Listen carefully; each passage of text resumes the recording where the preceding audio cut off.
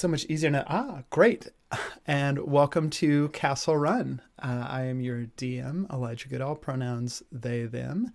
Um, and we're going to go around just real quick, everyone, and give all our players a little introduction and a sentence or two about the character that they are playing. And then we're going to get into today's session. Fun. Hi, my name is Sean. Wait, let me look right at the camera. Hi, my name is Sean, and I'm playing Atticus Phoenix. They are a human fighter, southern gentleman with a frog humanoid squire. Just, you know what? He's scared right now, and he needs to get home. And that's where Atticus is at right now. Fair. Uh, Sorry, I thought I was on mute, but I wasn't. Just starting out strong like always. My name's Aaliyah, and I play Fauna, and both of our pronouns are she, her, and Fauna is a witch,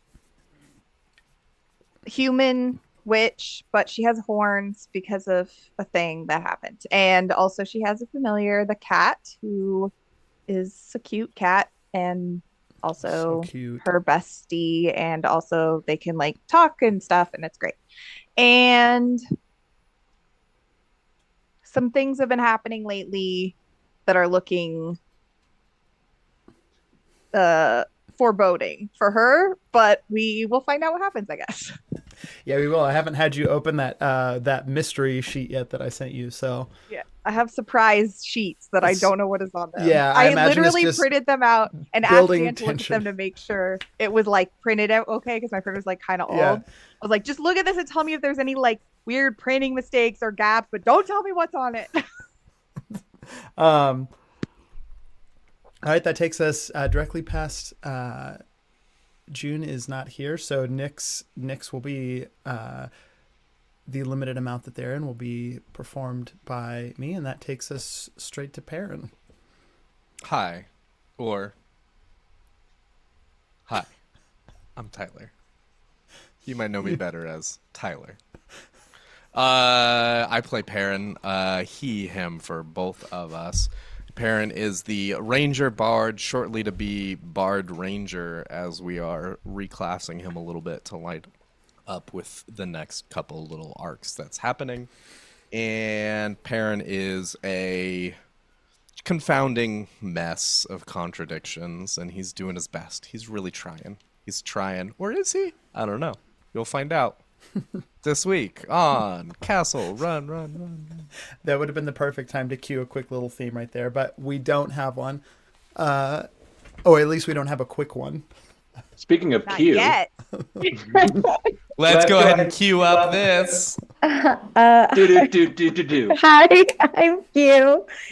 That's my theme song that you just heard. I play Vox, pronouns she, her. Vox is a half-elf rogue who now has a little bit of a fighter class too, which is good because she keeps getting hit and almost dying. So let's hope that doesn't happen.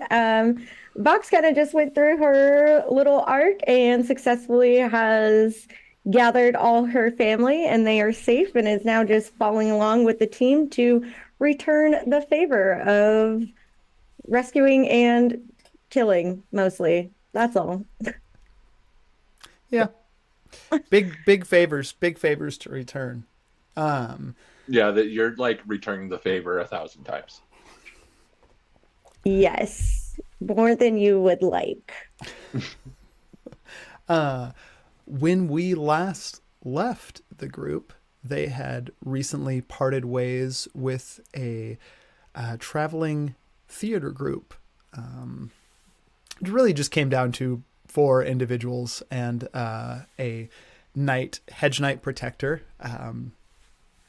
But parted ways after hearing some stories, being given a blessing, and you are back on the road, headed for Lake Lenore. Passing through the area where you are at now, known as the Violet Fields. And we talked about leaving Imago.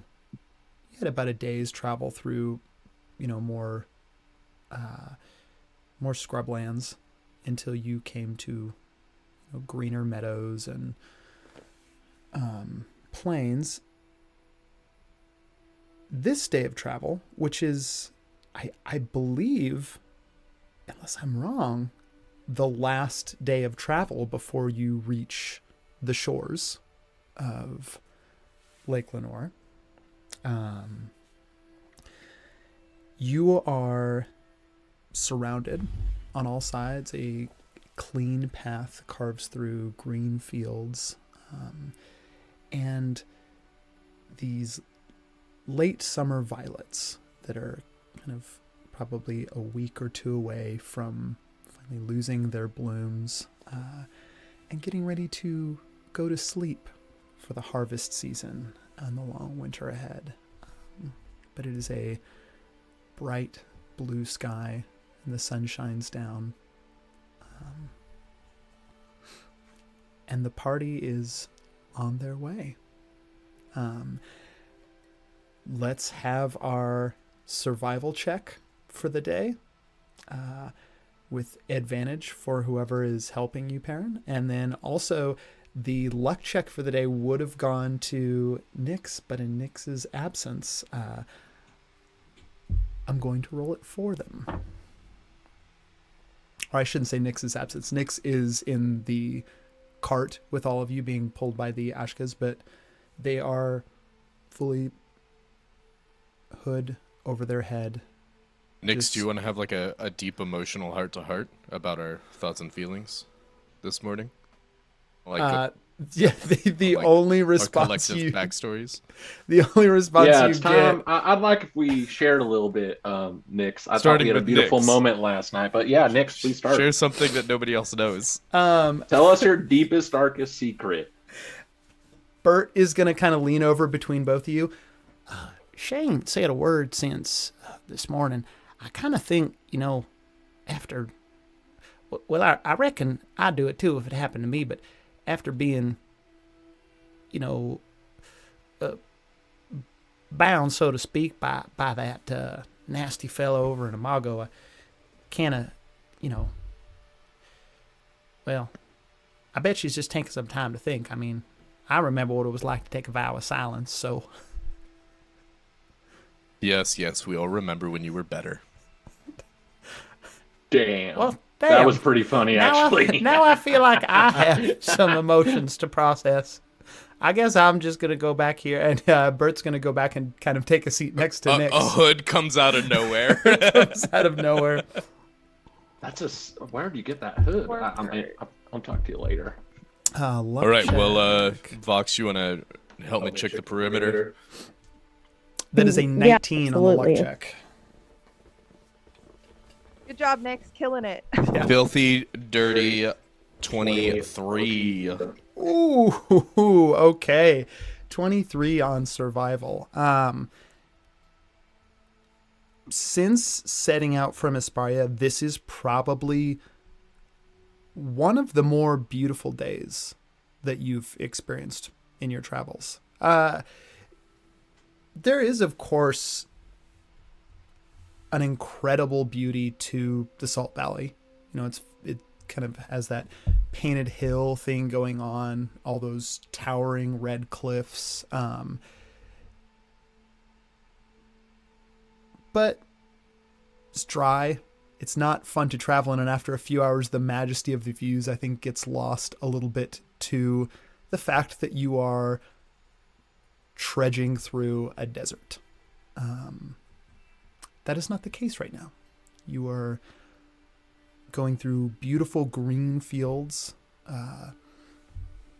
in what is essentially the last few days of summer here before autumn begins to set in. It is sunny, beautiful. You see birds, butterflies. It's an idyllic setting, really. And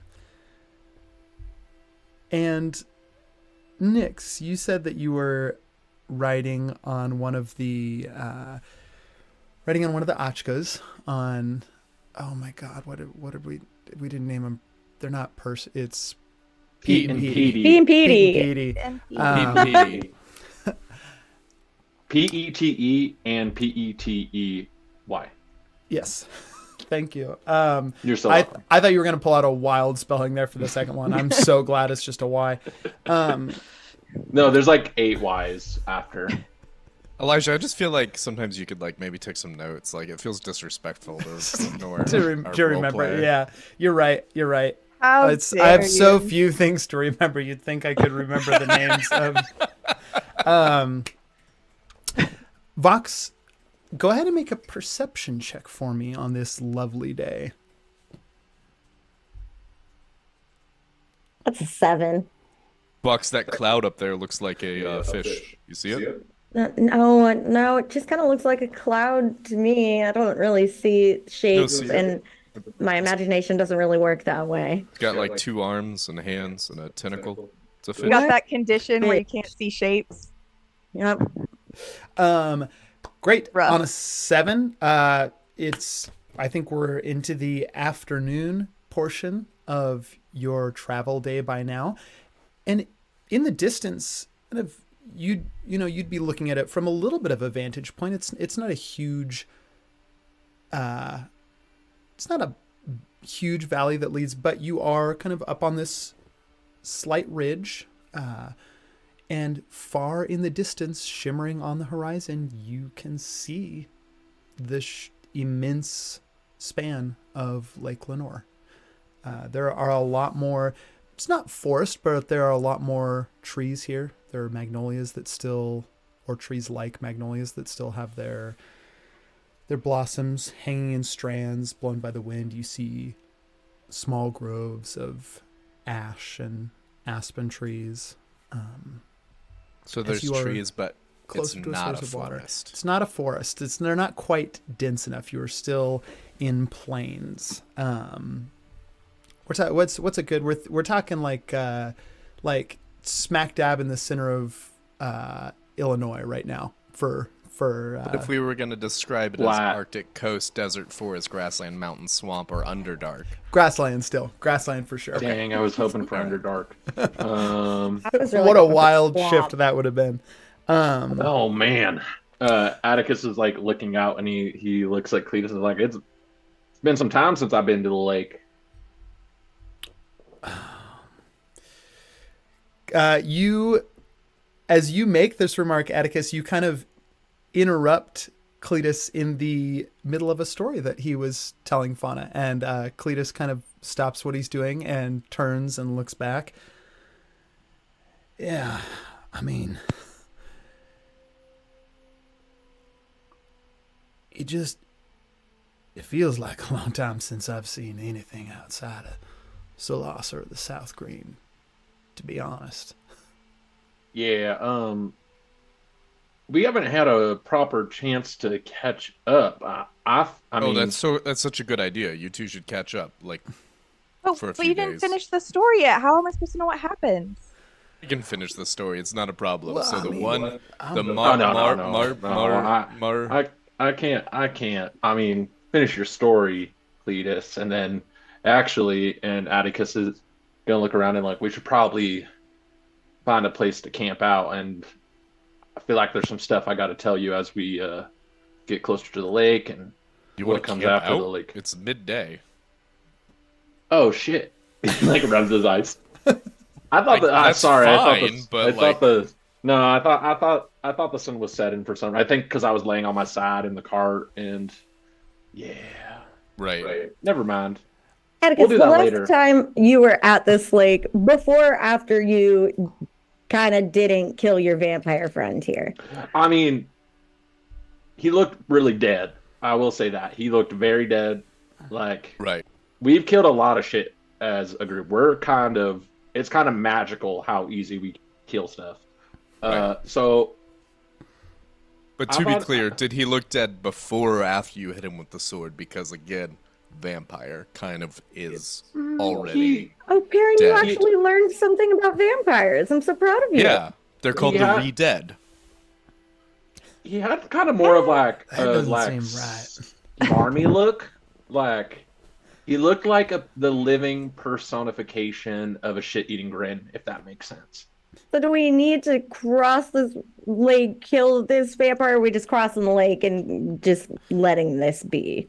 I can't imagine we need to kill him again. I mean, if Yeah. the first time didn't take, I don't know if the second time would take either, but I mean, would take either. What I'm hearing But I is mean, we how mad is he definitely gonna be that you tried to kill him the first time? he knows why we came after him, okay? Yeah. He knew because when So he'll be Cletus and fine I with it. when Cletus and I barged through, he knew exactly what he did.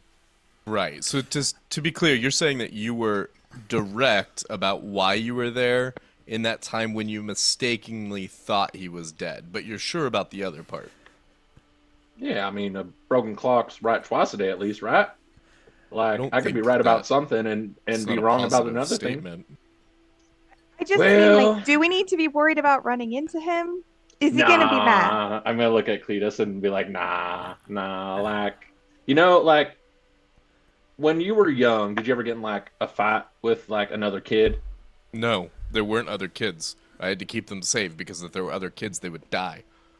You were like a kid once, though. Damn. I mean, I was an orphan. I just had a twin sister that turned into a tree monster. So This is great to bring Wait, this trauma up. I love whoa. that. What's happening here? Whoa, this took a. You have Yeah. a sister? I'm just saying there weren't a lot of other Cool. kids around. Right. Because of the whole her transforming and leaving, and then me dropping her at a coven of witches to be. Yeah, cool. Sure. Let's just talk about my failures more. That's It's fine. not always about you, Perrin. Sometimes that's it's about me. I really messed that one up. It sounds like you two should probably Yeah. catch up a little bit and This get over. No, let get it over play this. out. This is so good. I know. I'm loving Atticus was it. gonna like lean next to Vox and be like, "No, please, please, Fauna, this is the most emotive I've ever heard you speak. Say how you really feel. I mean, we're all a team." I mean, that was pretty much it. Oh, okay. Speaking of catching up, I hold on a deserve minute. that. And Cletus hops off the side of the wagon where he was. It's actually is Atticus on the other Achka right now? Mm-hmm. Okay. Well, so you invite. Cletus is going to hop off, runs a little bit back from the wagon, bends down the road, picks something up, comes running back, and walks on that 7 perception check. You did not notice that Brightburn had the entire sheath that Brightburn is in had slipped while riding the Achka from your side and Oh fallen no. by the side of the path. Thankfully, Cletus rolled high enough to catch it. It is going to come back up to you and hold it up. I imagine you would have been missing this if... Yeah, he's been, awfully quiet. I'm surprised he didn't say anything about the fall there. So, Yeah. right, Yeah. talking sword. Yeah, Thank you for that. Wait, though. swords can not a talk? problem. You haven't Atticus heard just this has this guy face. talking this whole time? Is it just me? Vox, I swear, I don't know what you're talking about. I've never met I've met a lot of things in my life. I've never met a talking sword. And he just kind of They has don't like hear a you? little shitting grin. Am I? Anna just like takes her dagger out and is like, "Hello, hello." Oh my Hello. God. If I hung out with Perrin far too long, What kind of voice does your sword have? I don't really Like know. what do you think my sword would sound like? We'd be like, "Hey, what's up? I'm Atticus' sword. God, I am. I go bonk." Have we all been drinking and nobody told me? I'm just in a goofy mood today. It's just a nice day. Yeah. Aaron takes another drink of the bottle of wine he's definitely been drinking out of this whole time. The whole day. Vox, as you take Brightburn back and go to hook the sheath back to your side, you do... Rare for, I think, Brightburn to speak up when sheathed, usually it's like some mumbling last words as you put Brightburn away. You do hear coming from the sheath. What? I don't know. It was quite a spill we took back there. Are we not buckled on well enough? My mind's elsewhere. This is the furthest south I've ever been. It's very green and open and not overly hot. Kind of pleasant. Don't know if I like it yet. I wish I could see. It sounds beautiful, but I'm a sword, no eyes, you know? You always land where you need to go. I just assumed you could see too. But then again, I'm probably just going crazy because they can't hear you talk and I have no clue what's going on at all. If you were a knife, you would have one eye. Yeah.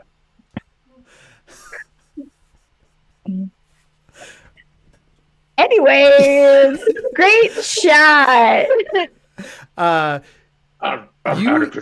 There's a moment of make an insight check real quick, Vox. Oh, that's an 18. On an 18, I think you've had Brightburn long enough to know sometimes it's hard with a talking sword. There's no body language to read. You can't tell when a sword is being pensive or not. Except in this case, you can. The weight is different. There is not a heaviness to. So Brightburn is incredibly light, well balanced. You almost feel a pull, though, from the sword, back in the direction that Brightburn had fallen off at. You said the thing about landing. I wonder, something feels different.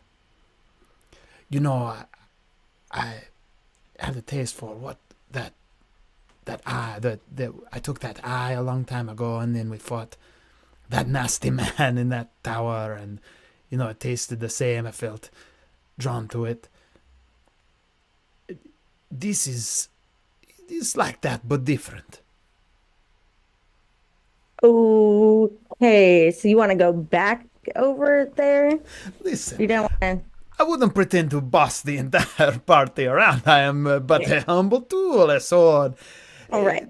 Hey, friends, gang, Atticus, you said camp, right? What if we just took like a little lunch break, a little sit-in break? How's that sound to everyone? It's so nice. As long as it's not like that weird dream I had the other night. Another picnic? No. Did you have a dream about a picnic too? We talked about this. Yeah. I had a dream. Wait, we talked about it? I thought we dreamed that we talked about it. I mean, it wasn't a dream, I don't think, because we were all there. Best picnic I ever had. It's not a vow of silence if you're still talking there, Burt. You said you had things to think about. I didn't say it was my vows. I'm just trying to sit alongside. Oh, right. So solidarity is a tough gig. Have we tried to check in with Mr. Bits? Anybody seen What? Mr. What? Bits since? What? What do you mean?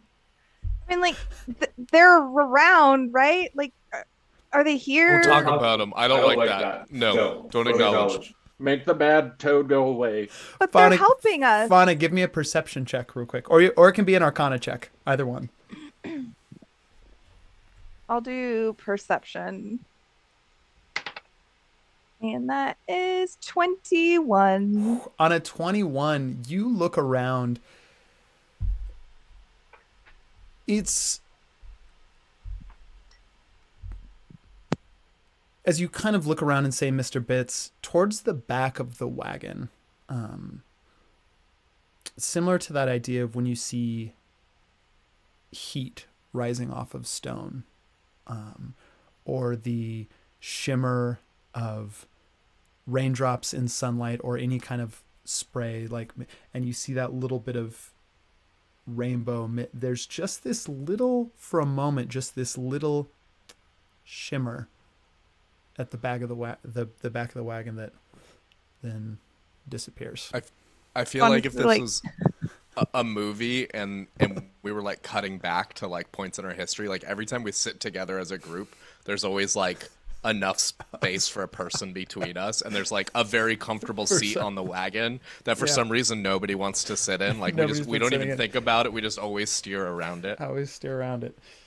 Fauna's just gonna like give the shimmer a little wave, and then Yeah, I think we need a break. I think we're all going crazy right now.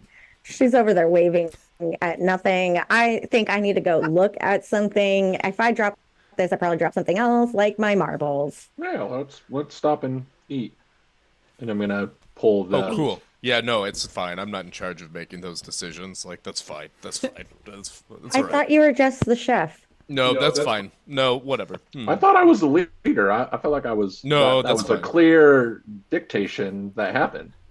And then I've you been were pretty like, chill about it. parents set our travel schedule, and then I was like, yeah, okay, we'll do, Dad. I Do mean, we have Atticus. do we do we have time to stop and eat? Oh yeah, definitely. That's fine. Is that okay? Or- Fauna, give while Atticus this is just conversation smiling. is happening, give me one more perception check. Who? Fauna. 17. I'm actually anyone else that wants to can also. And I will tell you No, this: anyone that Atticus gets is smiling at Perrin and Okay. caught his eyes for a second, and he's like, "Wow, there's a sweetness in this man." anyone that Parents gets gonna over go stomp away into a grove of trees. Great. Anyone that gets over 15 would just barely overhear the cat is kind of back by Burt and is like intertwining around Burt's legs, and would hear the cat just kind of whisper, "Oh boy, I just didn't think it would set in this early." Well, what do you mean set in early? "Oh, we've been out here a long time when was the last time you were under the open sun this long?" Bert looks kind of confused. It's probably the sun madness. And you see the cat slip away and come back up, go underneath Fauna's legs. And Bert is now just sitting in the back of the wagon. Sun madness. Sun madness. And you see him kind of tuck down his hat a little bit to hide more under the shade of the hat. You are all taking a quick little lunch break here. Tell me what that looks like for everyone. Vox is going over to where Brightburn wants her to go, wherever he fell. Okay. Great. You head over that way. Give me it can be either a survival check or an arcana check. And go ahead and tell me which one it's gonna be. Atticus is gonna making be- sandwiches for everybody. Nice little finger sandwiches, and Parent he's walks putting together a back- charcuterie board. He walks back out from the trees, sees Atticus making food, stomps away again. I'm Fauna's gonna roll. gonna go over I'm, to just- Atticus I'm making. and I'm just gonna make a what personal he's roll up for to. charcuterie. Fantastic. Ooh. See how good it is. Yep. Roll for board. You can add wisdom to that. Okay. Or 22 on survival. That's Okay. a 12. That's a 12 on the charcuterie board. Okay, cool.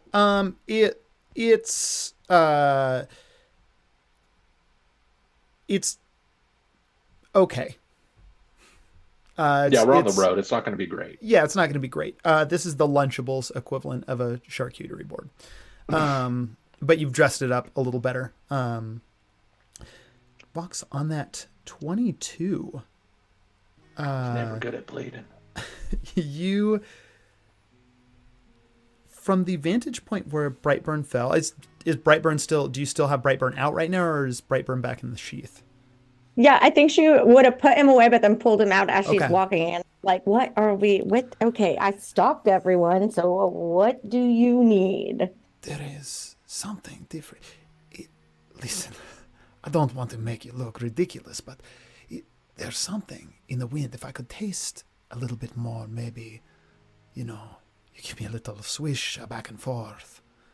I could tell you. Well, everyone already thinks I'm going crazy, so why not? And she's just gonna go ahead and like slice our air. Anyone else here heard about the sun madness? You slice Brightburn through the air. Yes. Yes. To the east. Look to the east. Bucks, you feel a point, like a weight almost settle in the tip of Brightburn. And as your eyes meet the point, you look and you see incredibly easy to miss. It's not even a true carved path. It's more pressed down grass, maybe a bit like an overturned branch. A incredibly well hidden, or just maybe never taken, path that cuts down, still heads towards the shores of Lake Lenore. You can see ducks down and through a small grove of ash trees, and then drops out of sight.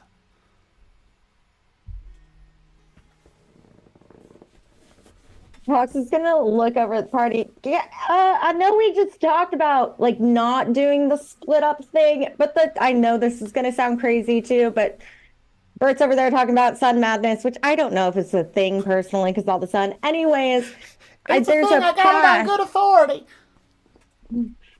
There's a path that I want to go check out, so I'm gonna go. But if anyone wants to come, this is me not splitting up. Just Perrin pops out of the trees next to her. He's like, holy what? fucking Going somewhere shit. else? I'll go somewhere else with you. Yeah, the path. You see it? But I made lunch. It looks great, Atticus. Why don't you bring it on the walk? Ooh, a nice little. Yeah, Cletus, little you want to check. hold camp Is down? there shade on that path over there? Is Yes. there shade? Burt. Yeah, it Sun goes into a madness is little- just, goes into a it's little just grove. like a thing that parents used to say to scare you. It's not a real thing. Also, I come from a I spire. have it on good authority that sun madness is a thing, and frankly, I think y'all are being a little weird. So if we could get out of the heat and into the shade, that'd be fantastic. Well, Oh yeah, good authority, Burt, not Burt. just the person who's lived in sun most of their life. I don't know, fuck me, I guess, me. Burt, like whatever. Bert, fucking what would a idiot. cat know about sun madness? Cats love sun. They can never get too much sun. And don't listen to the cat. Yeah, now that the cat is Bert just wants me to go in the fully, shade, I don't want to like, go anymore. Splayed out with sun on its belly. Who is anyone following the path, and is anyone staying behind? Perrin's going in. path. Okay, Burt is for sure Yeah. following the path too. I'm gonna go too, and I'm gonna like, yeah, Fauna, why don't you stay with Cletus and hold down. Wait, hold down. what? Yeah, No, okay. you should come with us. Sounds like a good into the- plan. We'll stay. I mean, if we don't see you when you want us to, follow you. You should both. Fuck. Tell you what, we'll wait till an hour away from sundown. If we haven't Okay. heard from you by then, we'll try and catch Oh, up. Yeah. How about this? I'll send the cat with them, and then if anything happens, the cat can report back to me. Well, also Amos can come back. Don't you want to go for an adventure in the woods? You love running and jumping and chasing things. There's probably bugs. Bugs? The woods have lots of bugs. Yeah, I'll go. And Cat springs up. opportunities to stare. Yeah, these woods got judgmentally. roaches like this big too. It's kind of crazy. And as Atticus kind of walks and starts handing out sandwiches, which just What kind kind of of look like. sandwich is this? Okay, sandwich. Do you have cucumber? No, I don't. I don't have cucumber. Atticus, Oh. you really fucked up. It's okay. First, you just volunteer to make a meal, and then you don't take into consideration what Fauna likes to eat. Nix has gotten up from the wagon and is going to silently take one of the sandwiches and just kind of squeeze your shoulder, Atticus. Hood still on. I'm just saying, like, you I just should want to think do a about nice thing. what other people You didn't ask want. what we wanted yesterday. because I thought about it. It's okay, Atticus. I'm happy with whatever sandwich you made. What? Aaron takes a bite and he's like, "Fuck, it's actually pretty good." Atticus kind of just like leaves the rest of the stuff and just kind of walks off. Head hung a little bit. All right. As you make your way down this path, in front of you and Cletus remain behind.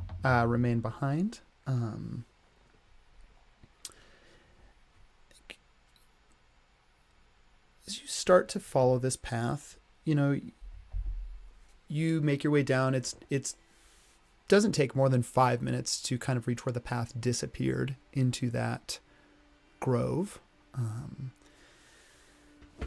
And as you kind of clear your way into the aspen, leaves are still green. Nothing's turned yet. You begin to hear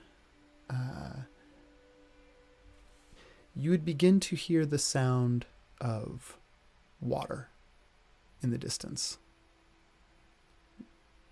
Not an enormous river, just the quiet little babble of a stream. And pretty soon, stream comes alongside the path. You can see at this point, your view of the wider horizon and of the shores of the lake are kind of blocked out. There's enough. Again, you were in plains before. This is, if it makes a difference for you pairing the train, this is actually probably closer to a forest. And deceptively so, because when you walked into it, it just looked like this little cluster of aspen trees. But from inside, there are more trees. They go out to either side of you and surround. They're not dense in the area where you're walking, but the further out you look from here, the denser it gets. And again, like before, looking from the vantage point, a few 100 feet ahead of you, the path takes a steep incline and kind of drops out of sight. The stream following it.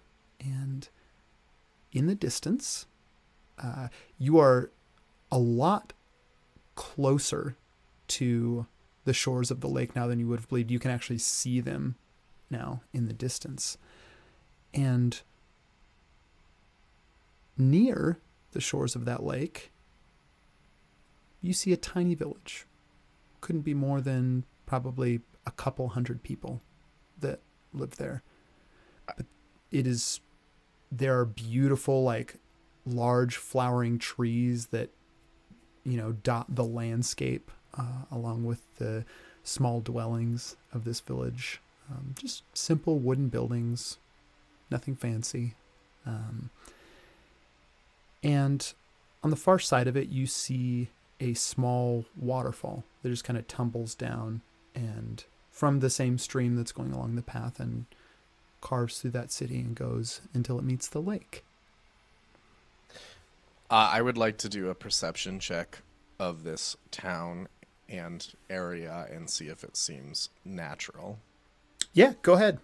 Give me a perception check. You could also give me, in this case, an Arcana check too, if what you're, depending. Perception. Okay, cool. Because when I perception check, I get to double it twice. I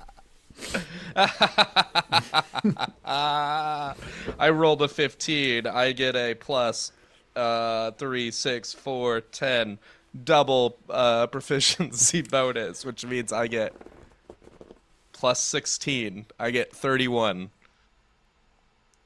It's too many.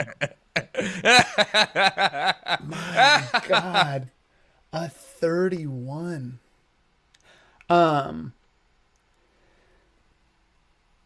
This is like when you've been playing Monopoly for too long and each place has like 3, 4 hotels on it, and every transaction is like hundreds of thousands of dollars. It's only in Forest. Like, normally I just get double proficiency, but I get double my proficiency bonus, which stacks on top of my bardic doubling. Yeah. You get a double-double. a double double. On your delicious nom nom double double proficiency check, you said that you were looking to see if this seems like a natural village, correct? Yeah, just like vibe check, you Anything? know. Okay. 31 perception is really, really good. I can't obviously give you like an insight check on like a village's intentions, or it looks idyllic.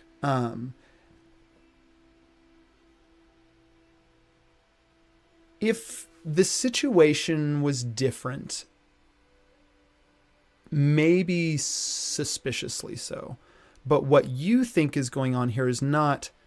This is not some small magic village that has appeared. There's no trickery going on here. On a 31, looking at it, you believe that what you have found is a long forgotten path to a small village that rarely sees visitors or newcomers. Oh, is that a town down there? Maybe they'll like my fucking sandwiches. You know? As the like starts Your walking. sandwiches were great, Atticus. Atticus, don't be ridiculous. They make their own sandwiches down there. I will also tell you on the 31 perception check, Perrin, Fuck you, Perrin. To get to this town, you're still about an hour's walk away, and you're maybe only like 10 minutes back from, like, if you wanted to go back and get the rest of the party to, or you can head to the village without him. But you're about an I'll hour's send walk away Amos. from the village. Cool. I'll just send Amos.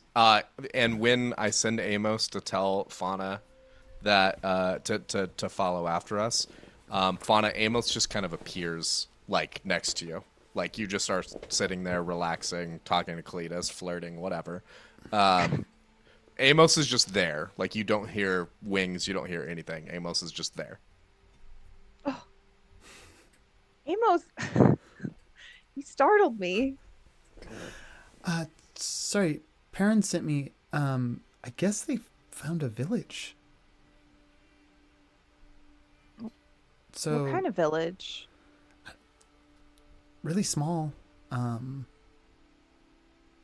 Said it looks nice. The path might be kind of hard to find, but I got here, so I'm pretty sure I can get us all back. What? I'm not sure we should just leave the cart and everything unattended.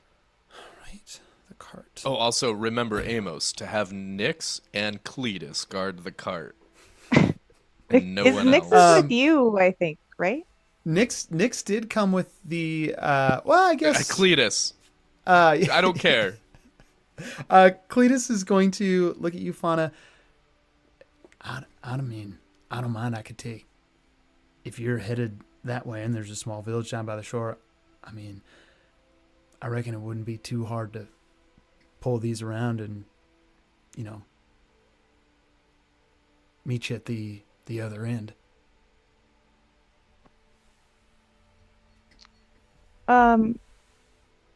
Did they specifically say they needed us to come, Amos? I mean, Perrin just, I mean, I guess he didn't say you have to. Is the track big enough for the cart? Let's roll a little luck check.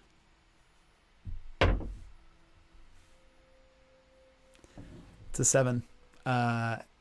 Amos is going to, I mean, I'm just a bird, but I've got a pretty sharp eye. I don't know if the whole cart would fit. I guess you could detach the cart and just take these enormous things down the path by themselves, but you'd be leaving the cart behind.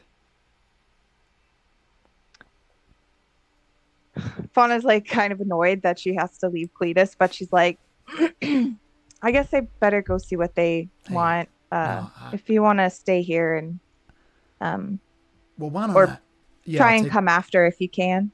I'll head on and try and meet up with you at the further point. I guess, you know, if I don't see you by nightfall, just, you know, send this little sweetheart again. Gestures to Amos. Yeah, it's all right. It'd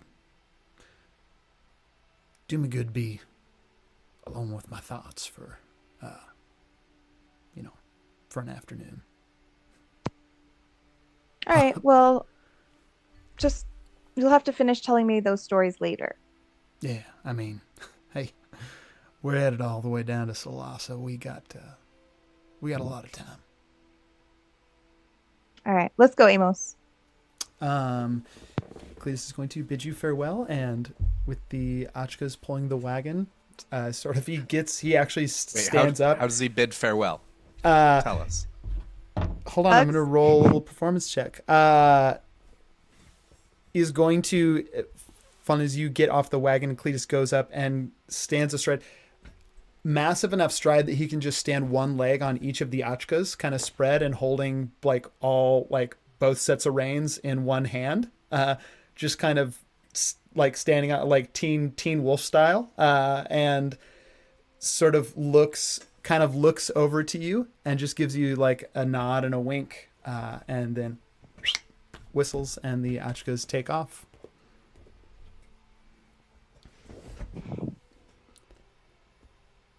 Fauna's just like forgets to start walking. The path. Yeah. Oh, right. Yeah. Right. Yeah, okay. That's okay. Yeah. Just That's show me the way. Yeah. Okay. Amos is going to flit ahead. I'll say, if you make your pace fairly quick, Fauna, you're going to be able to. You're only about 15 minutes behind. You're going to be able to catch up with the party by the time that they arrive. Atticus, I wasn't trying to make a big deal about it. I'm just saying that, like, I'd kind of figured out, like, a special thing that I could do for everyone, and it just felt like you were stepping on that. Then why don't you, express that instead of, snarky comments? Just tell us how you feel, Perrin. If you want to make the food, you can make the food. You did it yesterday, and I wanted to be nice and make it today, so it felt equal. Right. And then you shit on it. I see what you mean. My parents were not good about that. Mainly because I didn't know my parents. I knew adoptive parents, and they wanted me to be a weapon to murder things. And yeah, I hear you. I hear what you're saying. No? It's okay. I used to just be a toad. This is a private. This was a one-on-one Way to break the conversation tension, here. Burt. Didn't you have Toad family? I think I remember you saying something about kids at one point. Hey, listen, Box. Burt says a lot of things. I said a lot of things, and I'll be darned if I can remember the half of them. Okay. I feel like the older I get, though, the sharper my memory gets. So, that's something. Usually it's supposed to go the other way. Yeah, any new memories or anything like that? Thing you remember? How old are you? Atticus.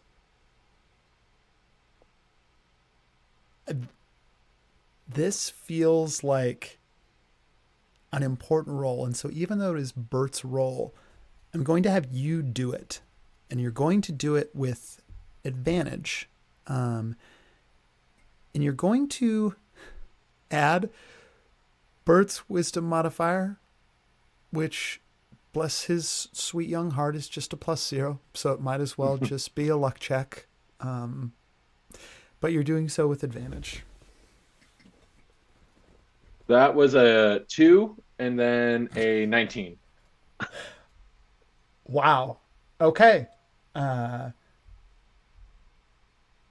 the 19,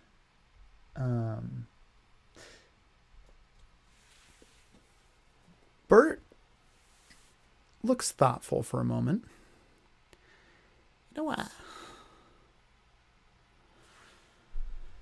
I don't really remember, even when we were in that awful tower. Things are pretty foggy, and, the further I get from it, the clearer things are, but it It's weird. You ever,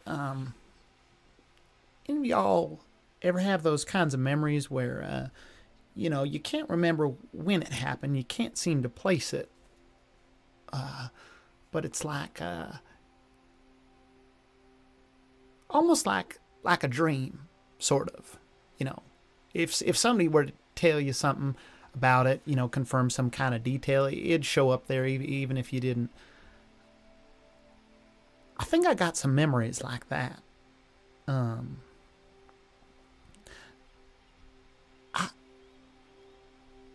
remember a story. Are you gonna tell us the story? I mean, I don't want to monopolize everyone's time, but if you want a story to, pass the walk to this, Why not? I do it all the time. well, all right, fair enough. Let's see. If I can the story goes something like this. There was a powerful sorcerer once, and so powerful, in fact, that a lot of the gods and powers that be, spirits, things like that, got all up in arms that this sorcerer was delving into all kinds of magic, and they were afraid sorcerer would get strong enough to figure out their secrets, and then they'd have something to contend with, and well, they didn't like that very much at all. So they they were always looking for ways to knock the old sorcerer down a peg. And well, that sorcerer, he met if I'm remembering it right, he met a princess some afternoon, in a meadow somewhere. And most stories like this, I'm trying to fill in the gaps, but pretty sure they fell in love. That's usually how it goes. And well, the gods took that as their opportunity to take him down a notch, if you will. So they turned the beautiful princess into a heron, and she stayed in the meadow, but she was a heron, and well, I understand completely how it's hard to be in love with a bird that big. This sorcerer, he didn't give up, and he kept studying and studying, learning secrets and pulling magic from places that he could, and weren't long before he figured he could find a way to undo the spell. And well, for the first time in his life, he tapped into the magic of a wish. And well, right before he cast that spell and saved the princess, the gods, they couldn't have him tapping into magic that deep, and so they decided they had to intervene directly, and they struck him down right there. The wish spell died on his lips. The princess, well, she stayed a heron. But they say that meadow where the sorcerer was struck down, wish spell on his lips and all that, well, they say that was the meadow where fireflies are born. And that's how, on account of any time you make a wish on the first firefly of summer, you got a pretty good likelihood of it happening. What with the, pent up magic and all. Anyways, don't know why I remember that story. No, I didn't hear it all from you. Atticus, make me... we'll call this an insight check real quick, because it's the same thing that we do for Nyx. Yeah, Bert, we know you didn't read that story. You're still working on your Still work. alphabet right now. It's tough. It's tough. I'm trying to put all the letters together. Boy, I tell you, they make a lot of different sounds. Dirty 20. On a dirty 20, you are, while Bert told the tale best he could, it's a little patchy. There's some parts missing, but the truth of the tale is there. The origin of fireflies, the reason that wishes are made on the first fireflies of summer, and sometimes too the last. You know this story well because it is a story that your mother used to tell you when you were a child, all the time. My mom used to tell that story. No kidding. Yeah. Yeah, I'm trying to remember. I don't know. Usually when I was falling asleep, I'm trying to remember like the names of. I can't remember. I felt like my mom said the name of who the people in the story were, but I was more interested in like the details of like the magic stuff. So I always forgot. I always had to ask my mom. Interesting. My mom always used to tell me I was a disappointment. Parent Amos gives you a sharp nip on your ear. Oh. Fine, that's not true. My mom mostly wasn't there. A lot better. My mom also always used to say I was her special boy, and that she was so proud of me, and yeah, it was great. I had a great mom. At this point, lost in story and conversation, the party has arrived at this small village. Upon, some of Sorry, the buildings. Yeah. Was I here for the Burt story or did Yes. I catch up just now? No, I think for sure you would have heard the story. Yeah. Okay. Yeah, I was told right before. You arrive at this village. The way that all these dwellings are laid out, they're a little more sparse further away from the center of this village. There's room for crops here. This village, all the food that it's not really what you would call on a trade route. So it's a completely sustainable small village. Now that you're here, you can definitely tell, maybe 300 people at most, but probably closer to 200. And as you are closing into what amounts to sort of be the town square, just sort of this circle of buildings, you hear it's almost like small bells that just begin to ring out in the air. Oh God no, wants is there to- another church Not here? another church. They're much lighter than that. Anyone that wants to Burn right it now can give down. me a nature check. Oh, It was Teen. pretty cool how you were on the roof though, Box, and you were just like pew, pew. yeah, That was sick. I felt like that trick up the sleeve with the light really helped your case there. I don't know. I was bleeding a lot, so it's all kind of a blur. But Yeah. I know I didn't die, so thanks. I mean, thanks, y'all. I got 19. Okay, cool.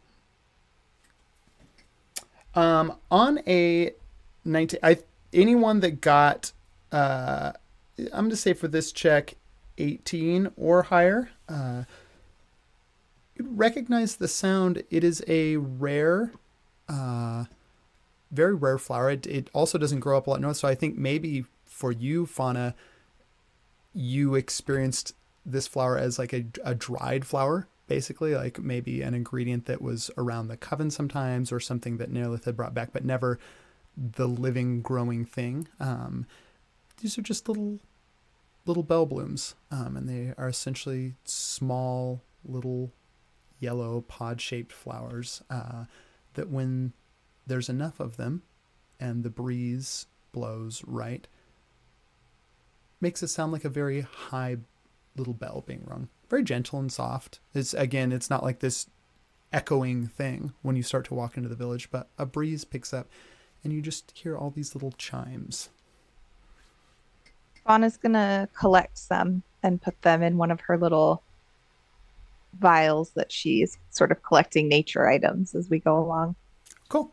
Yeah, go ahead and put 19 check is pretty high. I mean, as many as you want to. You can definitely collect them and leave the bell intact, and they're going to die, but they will dry, and the bell thing will still function in them. So wait, It's like a you're little glass vial, so there's just going to be probably Cool. a few in there. neither of you ancient old as hell beings know what any of this is? This is a village. People live here. And just off the map? Yeah, this is just like a town, and there's hundreds of towns. Is everywhere? Atticus is going to open up this his is normal. map, the revealing map, and see if there's a name Wait. for this place or anything like that. Vox, how many people live in Asparia? Oh, thousands. Okay, thousands. How many people do you think live in all of Namira combined? In the other cities, probably hundreds of thousands. Okay. I just wanted to check. Like, there's thousands of villages like this all over the place. Like, if there's a place to fish or hunt, there's a village like this. Yeah, and they usually have a name like Hooked. Fishport or something. Like it's like there's not even a port there. They don't even just have fish a- in the lake. know- Can you imagine naming a town Port and there's no port in the town? It's The crazy. main thing to keep in mind when you go to a place like this is every single person here is third cousins with everyone else. So, like, Oh, yeah. don't start insulting anyone because everyone else is related. Everyone give me, that's good advice. Everyone give me a perception check real quick. And Roll Atticus, for third cousins. roll for third. Roll to see if Perrin and I are cousins somehow. You'll to be be clear, rolling with triple We are all disadvantage. related. Dirty Still 20. approaching the town and we're still in the forest? Because if so, 30. I think that you're still like this being in this town still counts kind of as being in a forest. It's such a 30. sparse. Yeah, Jesus. Why You do got 14. 15? cool. All of that is plenty good enough to spot either people dressed up in pretty humble clothes, but none of it shabby. It looks like these people do. They're not just out here on the edge of civilization, barely surviving. They're doing well. They're kind of coming. You do clock that you are getting some curious looks and whispers as you kind of. It's still from a distance. No one's approached you directly yet, and a few people seem to be friendly, like nodding and kind of giving little waves from a distance. But you can almost, even with the small size that this town is, you can feel an electricity, a buzz going through it. People are noticing that you have arrived. All right, Fauna, you Wait, why say are hi. we even here? You're the friendliest of all of us. Fauna's going to like look over to the closest group of people and be like, good morning. Excuse me, Vox. I wave at everybody. Yeah, but do you wanna- were a little intimidating Fox, looking. put your sword away. The sword is away. Oh. Well, that would have been funnier if it wasn't. Don't pretend like we didn't see you just waving it in the air like Wait, Yeah. take like it out you and were then put fighting it away. something. Talking. Right, again, don't do that when we're here. Don't talk to any of your weapons. Don't talk about how much you love blood on your As weapons. you are all having this conversation, Fauna has how much stepped you love- away from all of Wow. you to go up and talk to. Funny, you see an older man. He is standing near one of the smaller cabins. Kind of looks. He's a little bit more well dressed. Kind of wearing, instead of tunic, and he's wearing a little bit more of a robe. There's some embroidery trim on it. Looks to be this rich brown fabric. It's dyed a little dark. You think maybe with walnut shells or something, dyed a little darker than the other clothing here. Short white hair and kind of large, bright, but also tired eyes. He's definitely older. Kind of a thin mouth, but not unpleasant. And as you walk over towards him, he's going to look up to you. Oh, well met. Well met. You just traveling through, or? Yes, we were just passing by and we noticed your delightful little town and Oh, just wondering what it was called. well, let me be the first then to welcome you to No Blossom Falls. No Blossom Falls. No Blossom Falls, yes. But there's a story behind that name. Oh, well, there is a story behind that name. I can tell it to you right now if you want. It seems like we're skipping some pleasantries along the way. But, Oh, I'm sorry. My name's Fauna. yeah. Well, Fauna, it's a pleasure to meet you. My name is Saul. And it's going to extend a hand. How hot is Saul? Saul. Roll for hot. Saul looks like like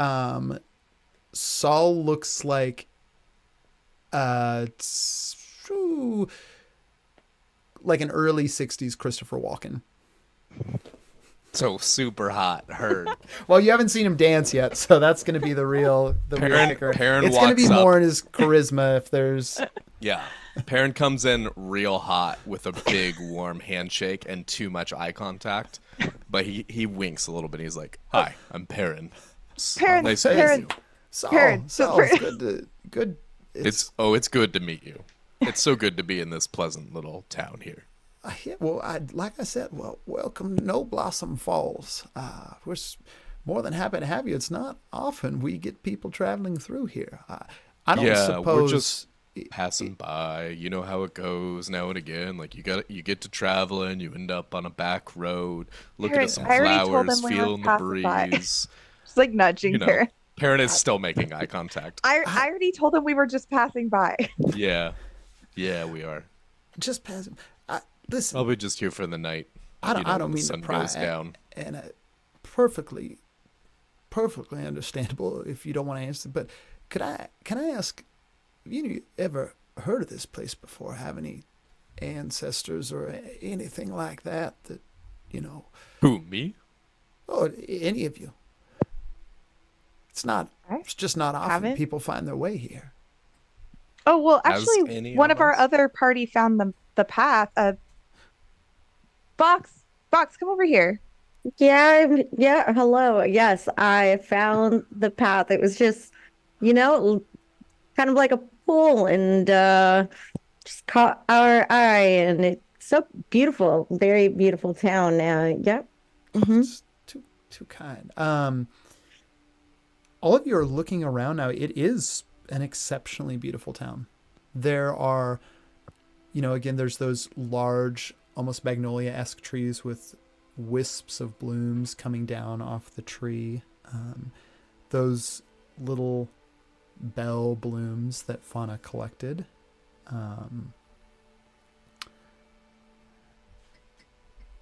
There is also, though, in this place, there's that, you look, and it is kind of the way that the village is built, comes up and kind of nestles against this cliff right here where the waterfall is pouring off of. And that waterfall leads into a small stream that does carve through the center of town, which you're all kind of facing that now. Saul in front of you with his back to the waterfall in the center of the town.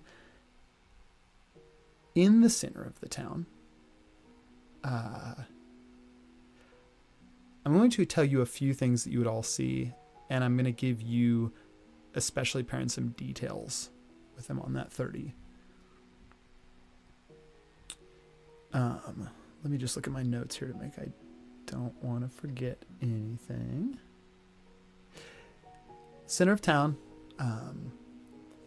the stream kind of parts to flow around it on either side and then joins again.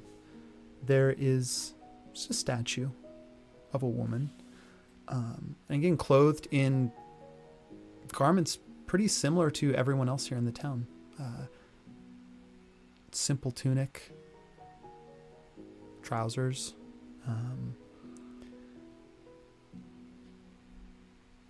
But she holds a sword.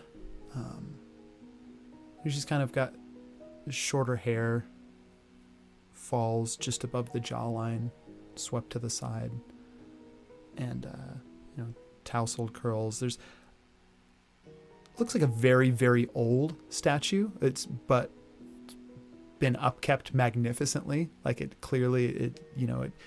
is getting cleaned off every year, and what little like adjustments are made with the weathering of time to try and retain details in the statuary, but it looks very old. In the statue's hand, held aloft to the sky, is a sword. And intertwined through kind of the handle of the sword and then going back down the forearm are these brilliant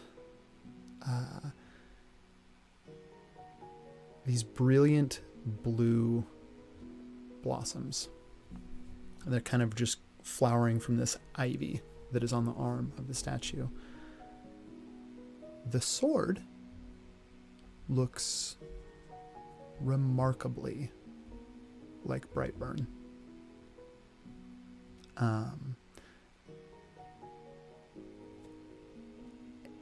In addition to that,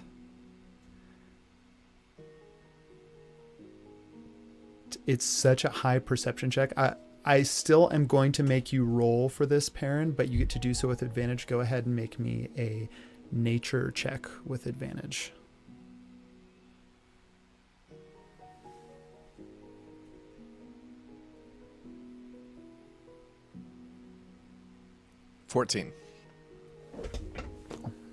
On a 14. Wait, no, I'm sorry. Jack of all trades, 15. Okay. Cool. Great. 15. I'm going to tell you exactly what they are then. These flowers don't usually grow in the Mortal Realm. They are native to the Feywild.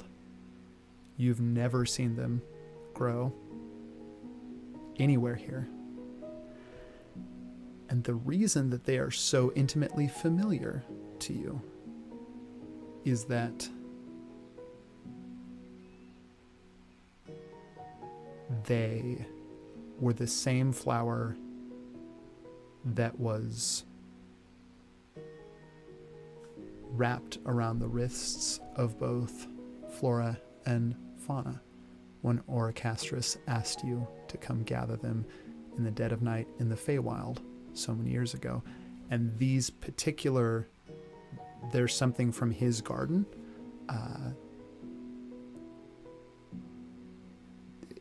They're basically like, they're one of his blessings that he gives out.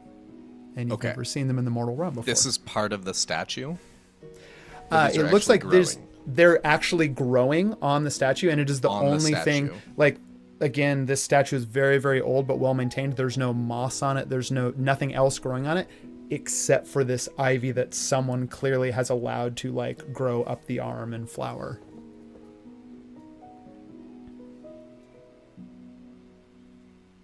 Right. Who's that then? Oh, the statue. It been here generations and generations of, I think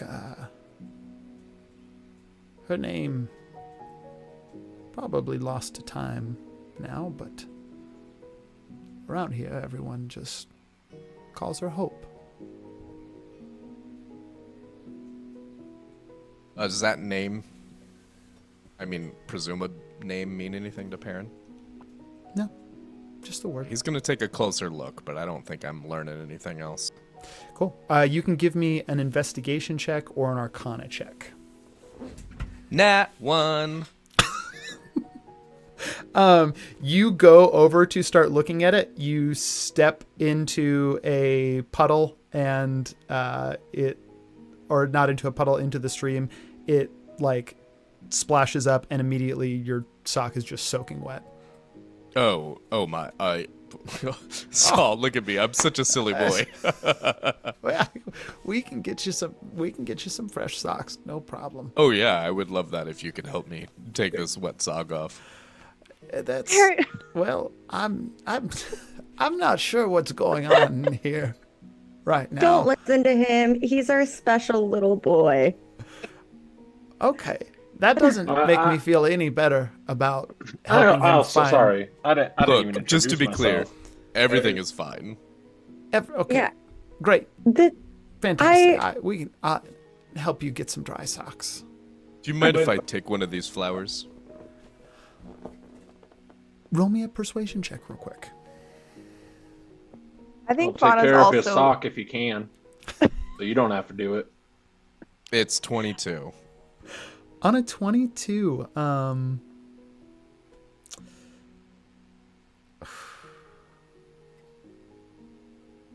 Saul looks at you, the rest of the group, and then his eyes fall on Brightburn at Vox's side. He gives a nod, almost as if he's in his own head about something. Sure. They grow back every summer, so it's, I'm only too happy to. If you don't, I'd feel better. And Saul's going to go over there. Statue's about real life scale, so it's not too hard for him to reach up. Takes one of the blooms off, plucks it. You see, Perrin, that the moment that he plucks this off, it does exactly what you would have expected it to do, which is that in the act of plucking it off, this small blue flower explodes in a enormous, deep purple blossom that just sort of comes out of the blue. These little strands that at the tips are bright orange, and he's going to hand it over to you. I will tell you too, you would know the name of these flowers. It is known as commonly it's known as fool's vine, mostly owing to the fact that instead of the blossoms shedding at the end of summer, like most flowers would, these will instead go into their second stage, which is that enormous purple bloom that it just did when he plucked it off the tree. And this is sort of their late stage blossom, which will continue to be that way all the way through harvest season, until inevitably the first shock of winter kills them on the vine. But along with its common Atticus is name- trying to remove Perrin's shoe and sock. Fantastic. Thank you. Uh, Thank you, Atticus. Fauna, I got you, Fauna I got you. also, I think, And he starts went wringing out the over. sock. Fauna also went over, I think, to get a closer look at the flower. She obviously wouldn't have recognized it probably the same as Perrin, but I think she is just interested by any Cool. I feel like yeah, you can this make me might be- nature-y things. So Yeah, make me a She nature probably or an would've- arcana check for Fauna. What's up? I was just gonna ask, maybe I think it would make sense. Perrin might have painted these in the cabin, like one. do you of think the I would decorations. recognize it? I think you would recognize the purple version. After Yeah, it's there's been also a plucked. lot. I mean, there's a lot of tomes and knowledge on natural. It's one of the few things that the Coven kept books on. I got an So- 8, so I mean, I yeah, maybe we're you've just seen it before in interested. one of Like, the she just paintings. wanted Yeah, to maybe look you've at seen it it. before in It's one of the paintings around the cabin, but you don't really know anything about it. I hate to So- break this up. Saul, you said your name was right. That's Saul. That's me. Can I interest you in a sandwich? That's so kind. I would love a sandwich. Atticus gives him a sandwich. Oh, right. You know, this is pretty good. It's such a kindness. It's an excellent sandwich. Also, cooking on the road. I mean, that's a whole other thing. It's rough. It's If I luckily could, we got Wet Shoe over here to make us some delicious meals. Though they're very talented with it. Wet Shoe, it's I an just wanted to interesting help name. today. If I could make a suggestion, just a dab of mustard on this thing would really, I think, perk up the. It's a good sandwich. It's a good sandwich. Could be a great Do y'all sandwich. anywhere sell mustard in this town? We've got yeah. We can find you some dry socks, some mustard, anything else you need. Atticus is writing a little list and then rips it off and hands it to Burt and puts 2 gold in his hand and he's like, if you need more, just come find me. Yeah, sure thing, no problem. Does anyone else need anything from the store?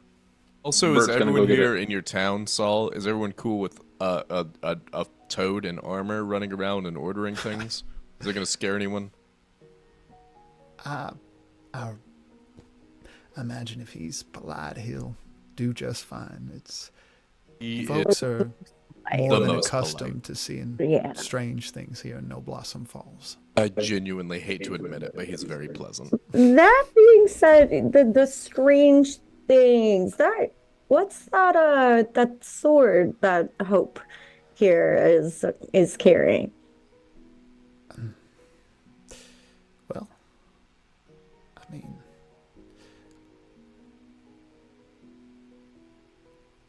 it's a sword.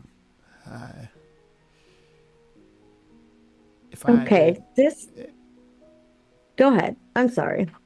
No, you're all right. If I had to follow a hunch, You said your sword. What do you tell me? Yeah, I just want to make sure no one thinks anything nefarious is happening here, and Vox is gonna pull out Brightburn in the least threatening way, though. Cool. Yeah, I don't think this has been a friendly enough conversation that Saul is not threatened by this. All right, and this is gonna just sound crazy, but excuse me for just 1 second. Brightburn, what is this? I do not know, but I feel something. There's something about this. Something about this woman that. Is It it a human woman? Yes, it is.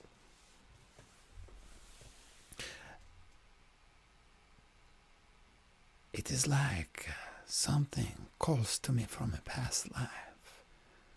Yeah, that's why we're here, and now we're here. But now what? There's a statue of you and this woman, and you don't know this woman? Do not that. You have to remember, I do not remember a lot before you took me out You of that remembered tower. I Ursula, remember, did you yes, not? yes, I remember Ursula. I remember before that the sparks, the heat, the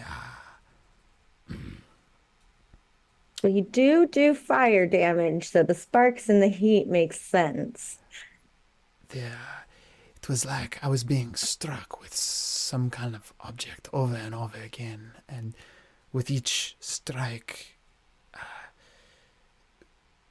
feeling returned to me after such a long time in the dark. Hmm.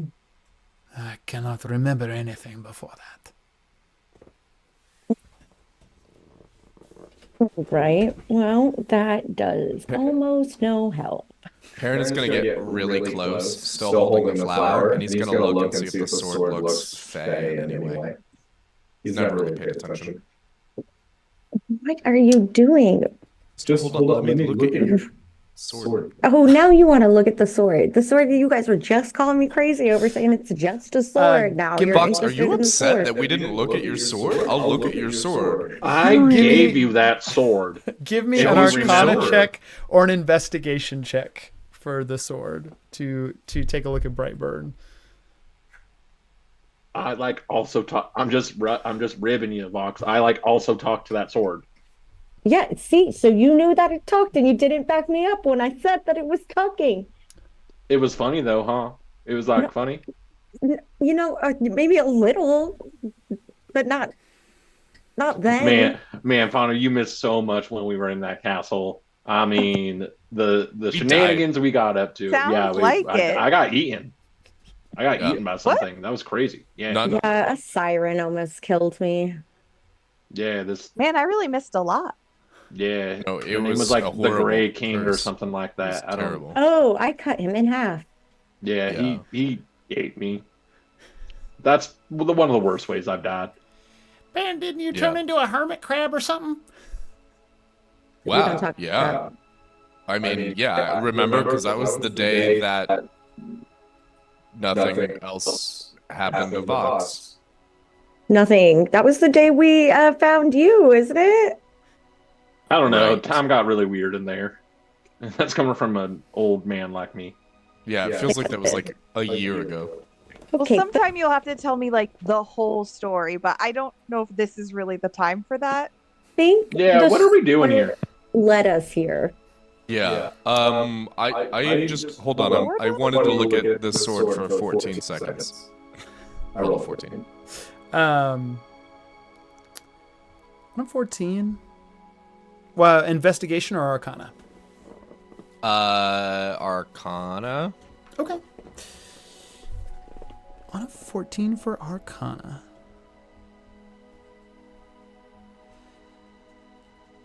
This sword is old.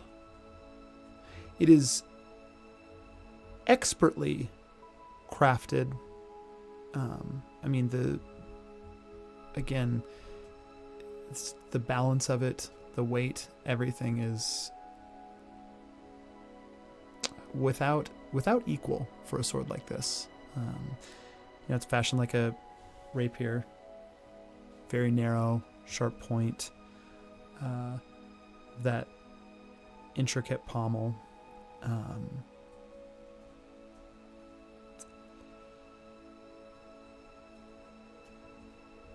I believe that I'm having to remember now because I remember Burgent said something to someone about being. Does anyone remember if they were the one that talked to Burgent about this sword? Burgett was interested in Ornament of Rights, and there was Ornament a of Rights, yeah. tapestry. There was a tapestry, The there tapestry with the showed the sword, and yeah. Perrin asked about who it was holding it. Which Right. Was Yeah, I think Ursula. and Burgent had mentioned that he had, I think at that time mentioned that he was the one who forged that sword for Ursula. Yeah, or I think he said he repaired it. That is exactly what he said. Because when you look at this thing on a 14 Arcana, this sword is much, it feels ancient. So ancient, in fact, Perrin, that you think it might be as old or older than the Ornament of Rights that you wield.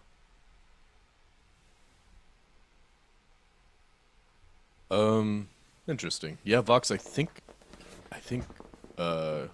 this might be the same instrument. It's just been reforged. Burgent, your friend Burgent Atticus.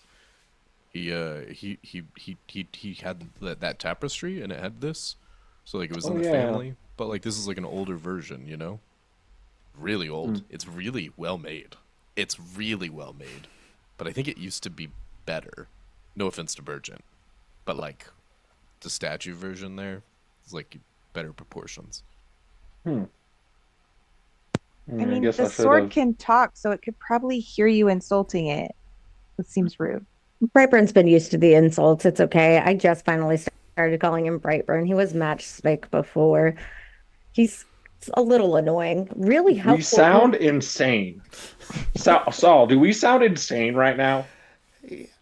Listen, I've seen a lot of types of people come through here in No Blossom Falls, and Your patience is insane. I probably would have walked away. You guys I haven't even remember introduced Stewie? myself, by the way. Like, Hey, Atticus Phoenix, put it there. hey, Atticus, Saul Cortez, good to meet you. Honestly, this is, the most exciting thing that's happened in a few weeks here in No Blossom Falls. So, only happy Yeah, to. what are you known for? What's this? What I've traveled a lot. I haven't been here. What are y'all known for? What's like if I was like here for like a lay, like just like a day? What do I need to go see? I mean, I, I'll, I'll tell you right now that we're getting pretty close to, well, where we get the namesake of the town from. As you can see, we're surrounded here by a lot of flowering trees and whatnot, and the stream that the waterfall so kindly brings through our small town. It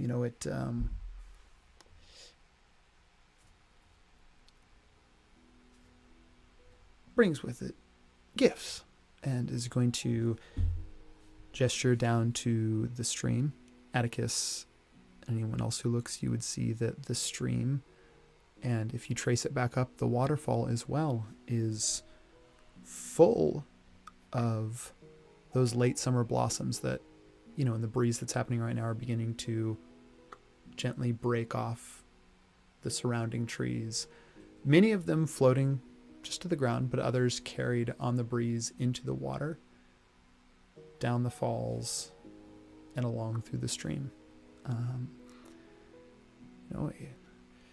We run on a pretty regular schedule here, and when there's no blossoms left in the falls, we know harvest time is coming. So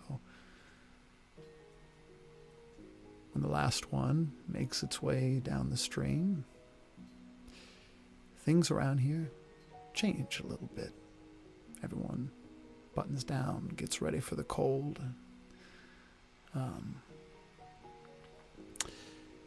Don't have many legends here about No Blossom Falls, except if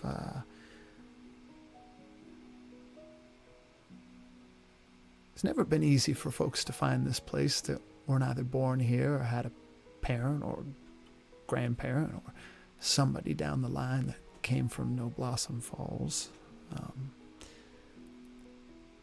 Or unless you were somehow, maybe, and at this point is going to make eye contact with you, Vox, descended from,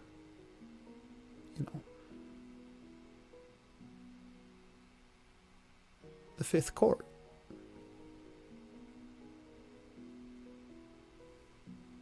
The what? Oh, Fifth Court, the Court of Hope. Court of Hope. This, maybe I'm ignorant and not as traveled. This doesn't sound that familiar to me. It happens sometimes with travelers here. More often than not, you may have heard it referred to as the Court of Mists. Court of Mists. Yeah, I don't know how any relation could be possible. My family's from Asparia. That's all I know.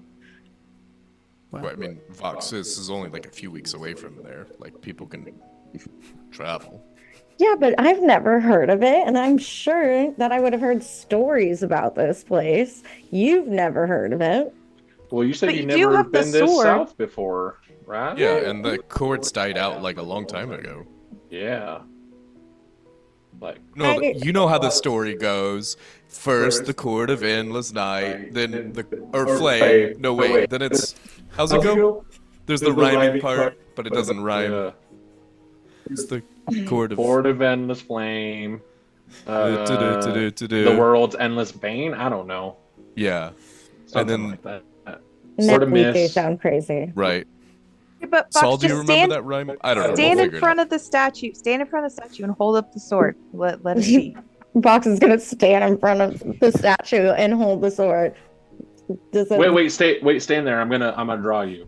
Karen is doing a competitive drawing. do I need to sit? Okay. Stay. We're not fast at this. Just take a minute. Hold on. Yeah, I'm both done. of you. Fox, look like And the Atticus statue just at holds all? up a stick figure, like a bigger stick figure in the background with like a dorky smiley face on it, and then like a smaller one with like a big mean frown on their face. I'm like, look. And there's like Would hair. that be a performance? Wow, Atticus, that's really I think it would be a good. dexterity check. Okay. With I rolled a 19 then. Oh, plus jack of all trades. 20, dirty. I mean, in canon, Atticus held up a like stick figure drawing, so your competitive drawing is much more technically I win. skilled. Show the drawing to Vox. I rolled an 18 for dexterity, so I mean, I don't know. Holy shit, it's a good really stick good figure. stick drawing. What the fuck, Atticus? It's like it doesn't look It's like a anything like her, perfect but it stick looks figure, yeah. exactly like her somehow. You guys been artists all along? It's My mom put it me is in a art school. perfect circles as the heads. Like There's so, no shading of any kind, but there's depth for some reason. It has Yeah, I Why went exact to facial the St. features? Florian Community Center and I did some art classes when I was younger. My mom thought it would be good to oh, you know to that's not gonna just come back. swing a sword all the time.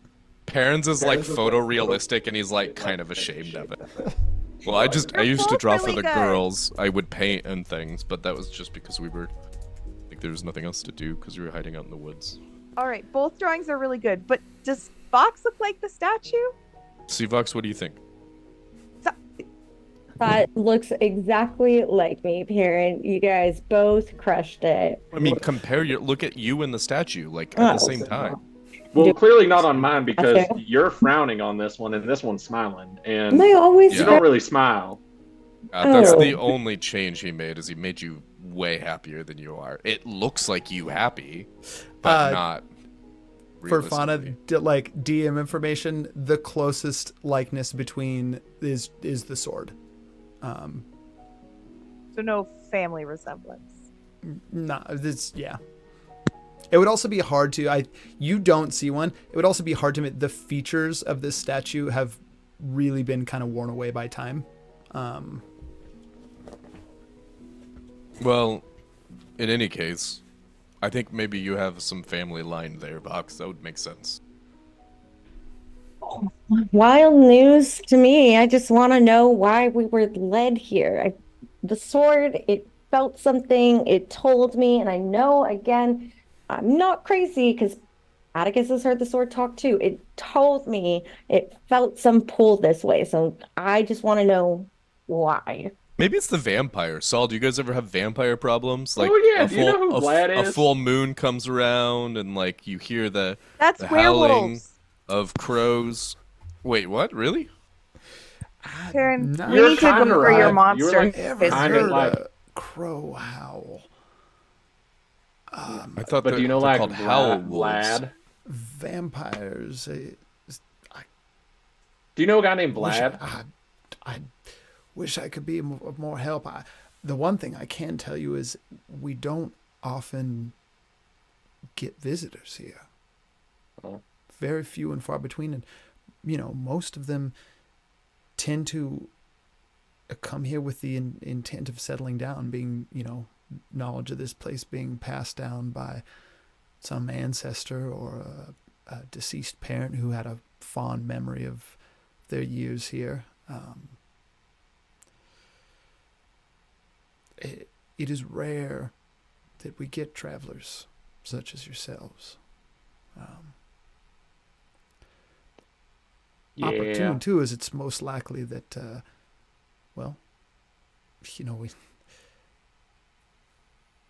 we tend to put a little money on it from time to time, but there's some fairly large stakes that the last blossom of the summer falls tonight.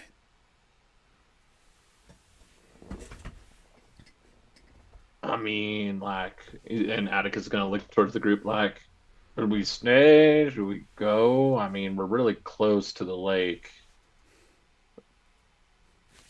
I mean, I look, I'm following you endlessly, Atticus, but there's a reason I'm here. And I'm confused and I want to know. And if staying until that last blossom falls gives me some peace of mind. Yeah, I'm down. Hey, is there a bar here? Where's the Is there nearest a bar? dartboard? We do. Is there a yeah. dart? Oh, do you have darts here? Yeah, we'd There's love somewhere to to hang out for a stay? while and drink your ale and throw some darts. And spend money. We've And been Money. outside for Contribute way to- too long. Can we go inside? Sun sickness? Burt is back now with some dry socks and a small jar of mustard, and just hears you say the thing about sun madness, and just his eyes go wide. I knew it's creeping in. I was sure. Bert, you spent like most of your life in sunlight before I found you. Like, Yeah, and Bert, you're reacting to us saying makes sun so madness much as if that's sense. evidence of sun madness, but you It's keep okay. saying sun madness. Don't you think that means you have sun madness? That's why you're hearing us say sun madness so much? Perrin, you're freaking him out. Stop saying sun madness. I need. I just want him to rethink the ramifications need of a sun drink. madness. Saul's gonna look at all of you. Yeah, the tavern's right. In fact, there'll probably be a small gathering tonight. Folks trying to get around and watch the last blossom fall. I have some errands to do, but I can take you to the tavern first. Okay, hold on 1 second. Amos, will you go check on Cletus? Yeah, I can do that. Amos jumps off Perrin's shoulder as if to fly away, but she just disappears. that's a fast bird. Oh yeah, That's one fast bird. She's really and Perrin kind of looks Scared me around. earlier when she showed up out of nowhere. What do you mean? She just flies up the same as she always does. No, we all just saw what happened. Don't try to pretend like that has been happening this whole time. I don't know. What do you I think mean? I may have sun madness, and Atticus is gonna start wobbling and walking away towards the Uh-oh. bar. Uh-oh. Oh, And watch that out, is I'm where we losing will my take balance. our quick 10-minute break, and we'll be back in 10 minutes at the tavern in No Blossom Falls. Yay.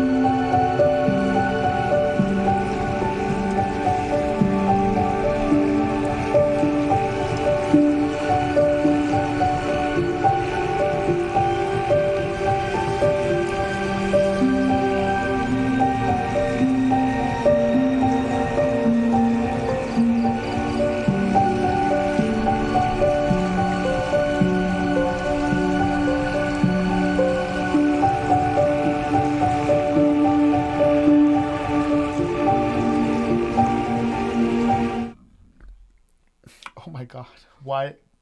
Okay, great. Oh, tea. Okay. That's in perfectly. Yes. Perfect. Yeah. You're all in the tavern here in No Blossom Falls.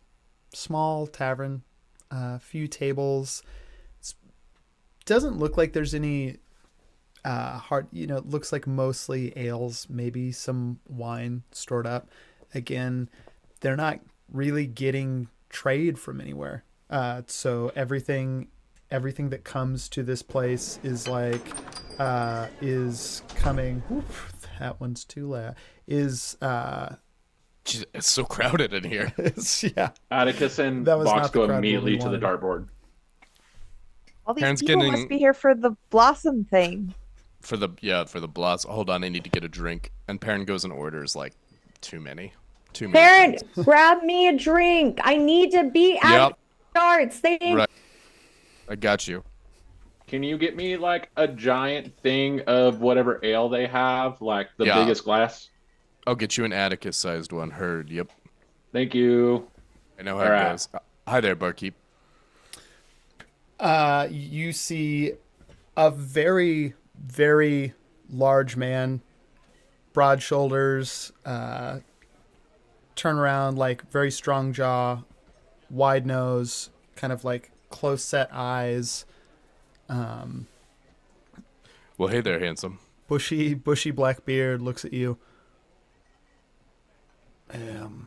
What can I get you? Well, I want your sweetest ale. I want your biggest glass of your stoutest ale. I want your brightest wine.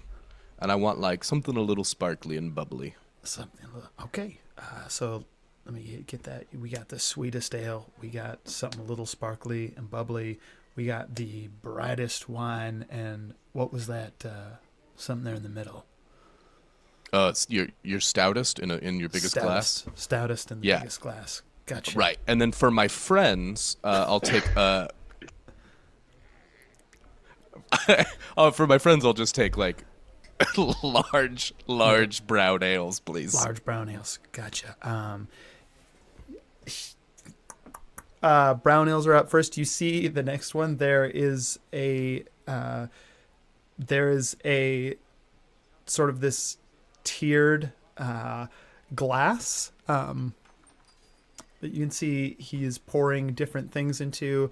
Each one kind of like he pours it to a certain level and then pushes in like a little plate, like this little clear glass plate, and then pours it. So basically all your drinks are coming in one thing. And if you wanted to, you could like pull out all these plates at once and the drink would mix immediately, or you could do each one as it goes. Nice. So one of the best things about Q being right there is sometimes I do a dumb bit and I get to have an off mic reaction to it, and she's like, "Which one is for who?" And I was like, "Yes, my bit is gonna work perfectly." Now I know everyone is thinking exactly what I want them to be thinking. All right, Perrin brings over the Never large talk to browns. him again. Yeah, Yeah, and we sets the 4 big large order browns, next to the 4 large dartboard. browns and a layer cake. Oh, right. Perfect. Okay. And I'm gonna Perrin takes like a dainty sip of each of them just to get the flavor. Grab Burt a giant glass. I am of, right next to you now. Oh, sorry. For Grab a giant glass of water for Right. the sun madness. Right. Yeah, That's right. probably use some Barkeep, wa- we need a large we need a sunburn special, if you know what I mean. Um, And winks. I don't think he knows what you mean. hold on, I'm gonna roll an insight check real quick. He's a bartender though, he knows when people are doing a That bit. is a natural 20 on the insight check. The bar He just does know. immediately like gives you a nod and like pours a big old glass of water, comes over, like sits it down in front of Burt and gives him a pat on the back and walks away. So Did you get one for me, Perrin, or is this just all for you? Oh yeah, I mean the ale. You've had ale. I've watched you have ale. Do you not want an ale? Do you want one of these? Where's the ale that you got? Oh, okay. There were four. Yeah, there were four large ales God, that came with the There's- layer maybe- cake. You Here? do Oh. have the sun madness. I thought those were all you for do. Hugh Oh, or I for see. Vox and Probably not give that to it. I'm And feeling Vox better is gonna already. take I tell you what. 2. Vox takes an ale and the bright wine. Well, that's the opposite of what I was doing. I have to go back. Yeah, I think I'd rather have whatever that sparkly thing is. Heard. Here you go. Thank you. Atticus, do you want the stout ale or the brown ale? Atticus grabs the brown ale, chugs it, and then grabs the stout. Okay, again, so like at this point, you guys are just drinking my drinks, which means I have to go back for myself, which is just like it makes me not want to bring you drinks when you do this. I mean, you probably more don't need drinks, you could 5 just tell me. drinks at once. Remember our conversation from before? Maybe less drinking? Okay, 2 at a time. Heard. And Perrin sits down and grabs one of the brown ales, and I think I'm left with I forgot what I ordered. Most of the layer cake has been taken away by all the, The party. stout. Like they've all I pulled have out the different large sections brown of and the large stout. Yeah. And he's gonna like pour the heads back against each other and kind of mix them together and start drinking. Cool. You start drinking. You've poured these two things back and forth. Atticus and Vox, the two of you are, I assume, playing darts over in the corner. Damn, I'm not good on this board. I'm only good at the one. I told you, you just had that home advantage. It was cursed to begin with. Perrin cast Gust on Atticus's next throw to try to help, but it makes it go way worse. Yeah, what the? There's a breeze in here.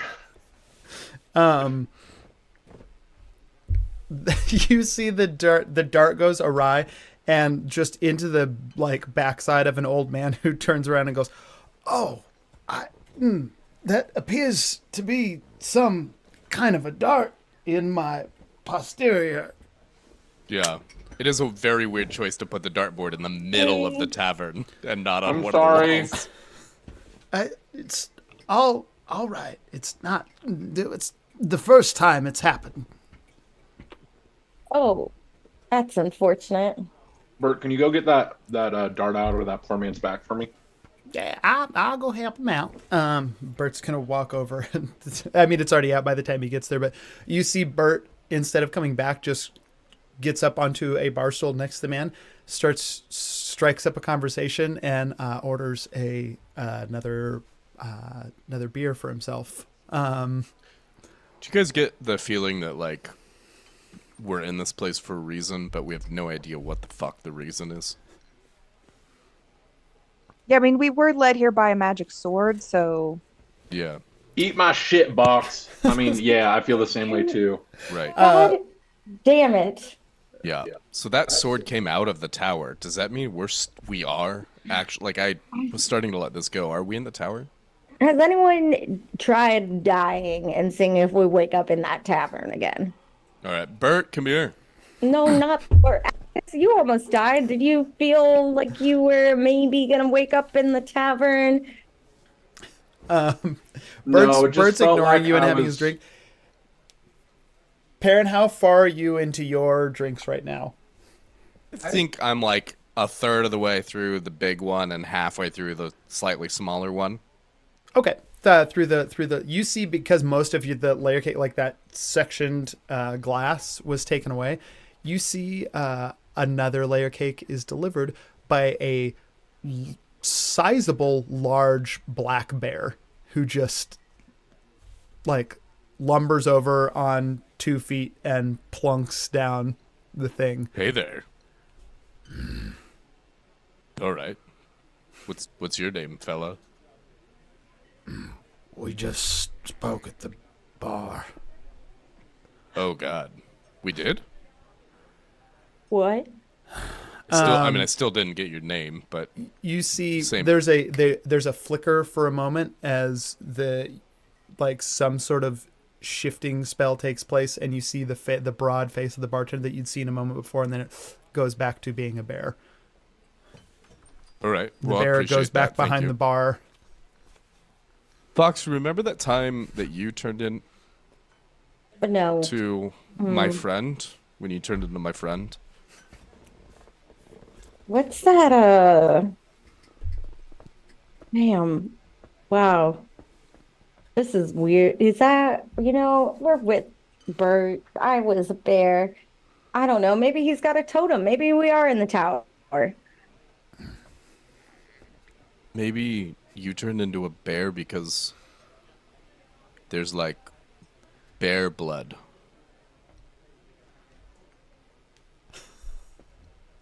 What? I don't know. To finish what you asked me earlier, if when I was dying, I thought I was going back to the castle. I felt like the sweet release. You know what I mean? Like when you're like, I don't have to worry about anything anymore. Like that's what I felt, and then that was snatched away from me immediately. Okay. Kind of like the time I was all jolly and then the cat told me about sun madness, and now, Where, well, are you back over Told here, you not Bert? to listen to the cat. Yeah, Bert's talk to kind your of like friend. visibly a little like slurring a Atticus little is bit. and- Atticus gonna put an arm on his shoulder, and he's like, "Yeah, Bert, but you know, I actually have nothing to say. You're fucked. I'm sorry." well, It's okay, Bert. You know what they say, the only cure for sun madness? Alcohol. they do say that. Yeah, 'cause then you black it out. And then there's no more sun madness. Everything's That's good. your cure for everything, Perrin. That's not true. No, but Also, I see what he's sometimes saying. He said the thing can about stab the it. blackout and this. I think it makes pretty. This might be the sun madness talking, but it makes pretty good sense to me. There is no sun madness, Bert. Then why do I feel so funny? Well, Maybe it's the alcohol. No, Dag nabbit, the Bert. alcohol is the cure for the sun madness. There Dang is nabbit, no Bert. sun madness. Bert, if you went and looked at a dictionary and looked up the word gullible, there'd be a photo of you. Fauna, you see, You need to What's a read the dictionary? word gullible. right? Juan is just gonna You give wanna up take this and one? take the other sparkling drink from Fauna. Perrin's new tower of drinks because apparently she's super into champagne. Okay, it does make sense though. So Fauna, the reason we all met is because, so I was being mind controlled by Vox's uncle, and so I wrote everyone letters when I was trapped inside of a tower where I kept dying, and every time I died, I woke back up. But I had to keep going into the tower to kill the wizard, who turned out to be like kind of nice. Anyway, Bert was in there, the sword was in there, we were all in there, and am I forgetting something, guys? There was a zebra or an elephant. Giraffe. There was- Giraffe? There was a giraffe. There was a camel with stilettos. Oh yeah, I did hear We had about like the Right. other camel. people with us too. Maury was there. Yeah. There was like some other randoms with us. They didn't last long. They didn't. They They did died. not wake up in the tavern. Well, they Well, might they- literally be in the Yeah. tavern right now. Like, we don't know. I Okay, don't know. so This is a sad game story. plan. We're here because the sword made me come here. Now what? Are we gonna watch that blossom fall and then? Right, here's what I was getting at, though, and Seems the like reason it. why I brought this up is we were brought there because your fucking weirdo uncle wanted to use us all to, like, kill us all and take over our weird body powers or some shit so that he could kill everyone. So, like, I was just trying to be a good person. I was doing a good thing. yeah. Well, I mean, I don't. Did I? And Perrin's like getting to the point where he can't. He's not sure. Did I say that you didn't? Like, I mean, I don't know. Okay. I just wanted to remind you that I'm good. Oh. It does take the wind out of it a little bit when you have to keep repeating it. Kind of makes I me know, feel like but, you like, don't believe it all the way. Yeah, y'all got me thinking today, and maybe I'm proud myself on being like a good person, like champion of the weak and the frail and all that. But like maybe I'm not as good because I thought I killed that vampire permanently, and I guess I didn't. And that's got me thinking about that. That's why I just have to remind But myself. you tried your best, and that's D- what being good is. Did you try your Did best? you or were you lazy?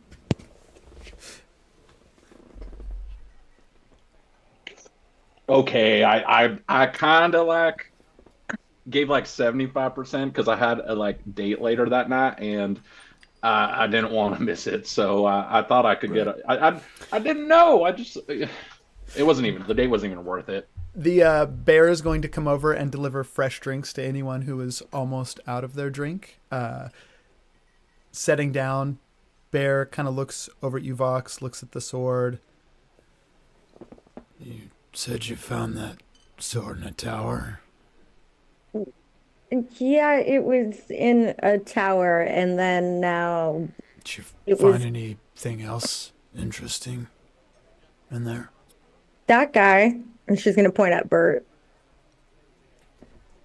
Is he always like that? No, it used to be smaller, and then I think a person before that. Yeah, I have a sneaking suspicion like this is like divine that they're my squire now. Like I'm starting to feel that way. Wait, Bert was a person? Who's Devin? I'm a person now. Div, oh, you're thinking of the famous drag queen from Saint Florian. Oh, okay. Yeah, Divine, not Devine, Divine. Um, Yeah. ears always open in hearing. This bartender, this bear has overheard your entire conversation. Little bear ears. Little bear ears. Fauna's getting a little tipsy and she like reaches up to try and touch his cute little bear ears. Give me. We can't. I know we can. We can call it. It's animal handling for sure. Because you're trying Can I to relate bring to up the one thing, by the yeah, way, yeah. Elijah? I just want to read something about my favorite terrain, which is even when you are engaged in another activity while traveling. Granted, we're not moving right now, but it says while traveling, you remain alert to danger. So I'm not arguing anything. I'm just feeding you information Cool. that I think Perrin would remain alert to danger even while getting drunk right now. Okay. In a little bit, he's gonna start getting more drunk than that. Okay. Cool. Great. I got 10. 10. Did we ever hear back from Amos and Cletus, by the way? You did not yet. Not yet. And give me this moment an insight check, and then I'll give you the results of it in a second. Okay. On the what 10, was that on the animal? On the 10 animal handling check, he'll allow it. Kind of. He's not used to socializing much. I don't mean to What's this interject, but bubbly one? that one, oh, The last one you're wrong gonna dust. have tonight. What are you, my mom? I'm an No, adult. but don't take after your father. She points at Aaron. It's a celebration. We're in a safe place. Maybe, probably. We're in a safe place, right, Bear? you're in a No Blossom Falls is about as safe as you can be. See? I don't mean to pry. Obviously, you're all new here, just passing through. I couldn't help but overhear you spoke of being caught in a tower.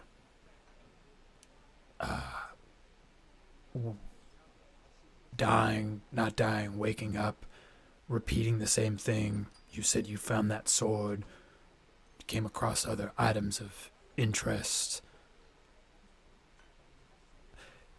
As this thing had a way over the weeks and months it's been since you last remember being there of sticking in your mind a little bit.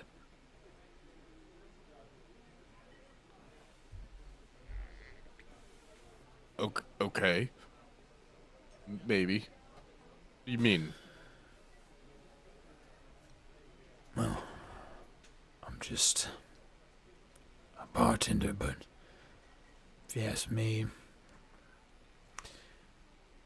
sounds like an Arcanacron. Arcana Quran? Arcanacron. I'm taking What's more that? offense with you saying you're just a bartender. You are a pillar of the working class, my friend. Yeah. Uh, You're barely it's something. Give me a persuasion check, Atticus, but with disadvantage because Nailed of the it. joke that got tacked onto the end of it. It's too drunk.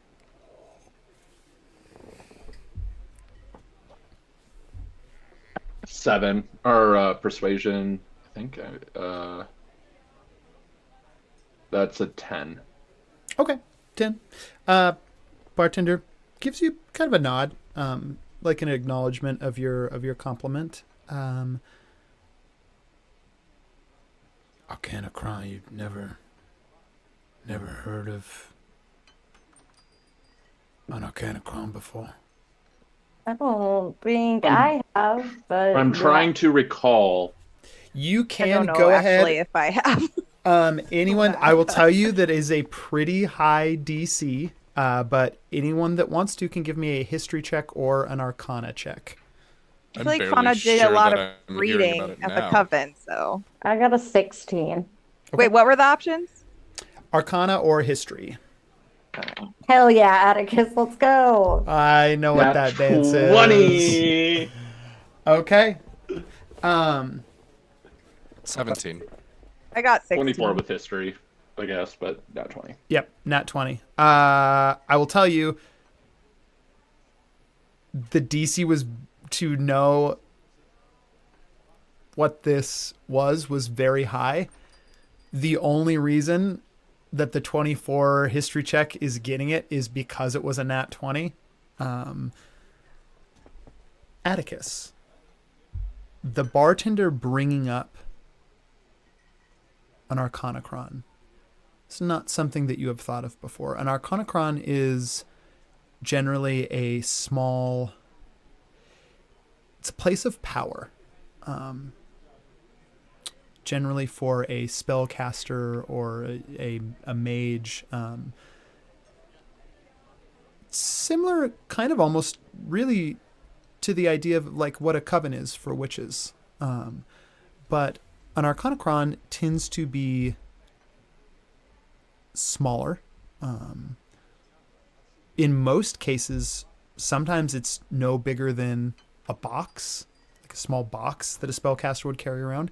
Sometimes the largest ones that you've ever heard of were about the size of a closet, which is why it had never occurred to you before that your experiences in the Dreadspire, a lot of what happened could be explained by the Dreadspire being... Now, if this was the case, this would be an Arcanacron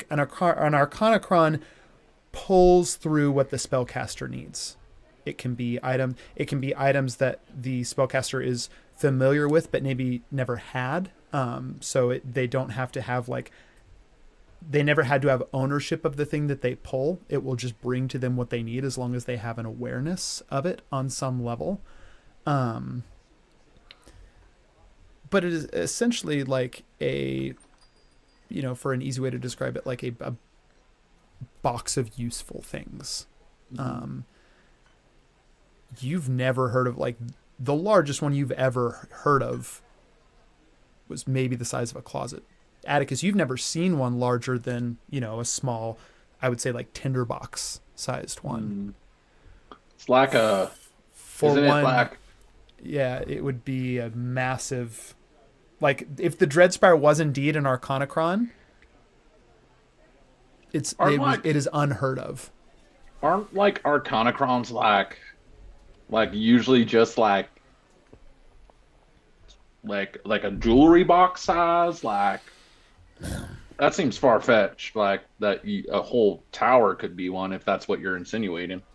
No, but sounds like anytime you needed something, you found what you needed, including a according to you, life. Wait, what was it that the wizard was like, oh no, my girlfriend died and I need to bring her back to life? Well, it was their boyfriend, first and foremost. Right. Or partner. I don't know. But then they brought him back. That's what But they what needed. wasn't that wizard? First of all, wasn't that wizard talking about like fucking up like threads within time and stuff like that? It kind of went over my head. Yeah, it was all that room. It went over all of our heads. There were all those like open portals and shit. Oh yeah. He was like, things are gonna go bad if I don't keep these things together. You have another round. No problem. Bear's gonna go get more drinks. Blossom supposed to fall. Ooh, yeah. Make me a perception check real quick, Box. Speaking of which, my roll was 14 for noticing that Amos on the wasn't insight. Great. Bean. You notice that the tavern at a point of time in the evening where things, early evening where things would start to maybe be picking up, things are actually dying down in the tavern as people are leaving kind of in groups to head out to the center of the town. On that 14, it is unusual, Perrin, that like Amos hasn't found their way back yet. You just feel distance. You don't feel it, but that's not unusual. I think the only thing that you would clock is that it's odd for Amos not to at least come back yet, and so obviously wouldn't come back with Cletus in that amount of time, but it's weird that Amos isn't back yet. I think that Vox is gonna go sit right next to Fauna, just super close, and be like, Fauna, do I look as sad as I do in those pictures that they drew of me? No, I don't think they were making you look sad. They're making you look tough, because everyone thinks you're really like the badass of the group. I mean, like, don't tell the others because I know like they like to think they are, but we all really secretly know you are. And so like, it's not that you look sad, like frowny sad. It was like, like blue steel. Well, because Fauna's kind of drunk. Is she talking super loudly? Oh yeah, 100%. No, I was definitely trying to make her look sad. She's Shut up, Perrin. She looks sad. Okay. Fauna, do you want to watch this blossom fall? Perrin, Oh, I yeah. remember Should what we we get forgot another about the drink? castle. What? No. Tell me. The desert floor. Oh my We're god. talking about the desert floor right If now. you think about it, every floor is a desert floor. Cause like, if you think about, Excuse me, We're Mr. desert? Bear, sir. Can we get another drink to go and watch the flower thing? You want what to are we take watching? an open drink out into the center of town? Is Is that that not okay? allowed? No, not a problem at all. I'll go get you one. Okay. Um, Also, I'm sorry I've been calling you Mr. Bear. What's your actual name? It's all your name. What's your name's that's- Mr. Bear? It's Elias Bear. I mean, Wait, Mr. how Bear's, does this- Mr. how do you Bear's spell my it? Works out father, then. but Works out. BEAR, or is it BARE? If you know what I mean. What do you mean? I don't know. What do you mean? All right, I all right, don't Bert. know. You better start chugging water and using the bathroom because more we're going to than- be the babysitters tonight. More madness juice for me, please. Come on, Bert. He's not your dad. Not really. You can drink if you want. You're off duty. Yeah, Bert. I can. He's not the boss of you. I deserve a Bert, night Bert, off Bert, Bert, for all of Bert, my hard work. Bert, Bert, Bert. You remember last time this happened, I got that crown and they danced me around the bar and there was a deer there instead of a bear. And so I feel like just passes flat on the floor like thump, passed out. Burt's out. Uh-oh. Burt fell down. Burt got an owie, Atticus. Atticus is just gonna pick Burt up and like sling him over his shoulder.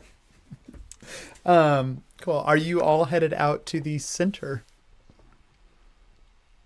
Yeah, Yes, let's do it. Yes. has Oh. a glass of the bright wine with her. Perrin is Yeah, gonna Lovely. Fauna has the sparkly one. Perrin is gonna poorly attempt to clean up their table a little bit, which probably sloshes and splashes more than they already had, and he's gonna nod at the bartender and be like, "Thank you. We'll be we'll be here." You know. As you are all walking out, Atticus, you've got Burt slung over your shoulder. Burt's gonna kind of come to for a moment and looks at you, Perrin, like facing you off of Atticus's shoulders. You know, Perrin, you're pretty great. You know, I think I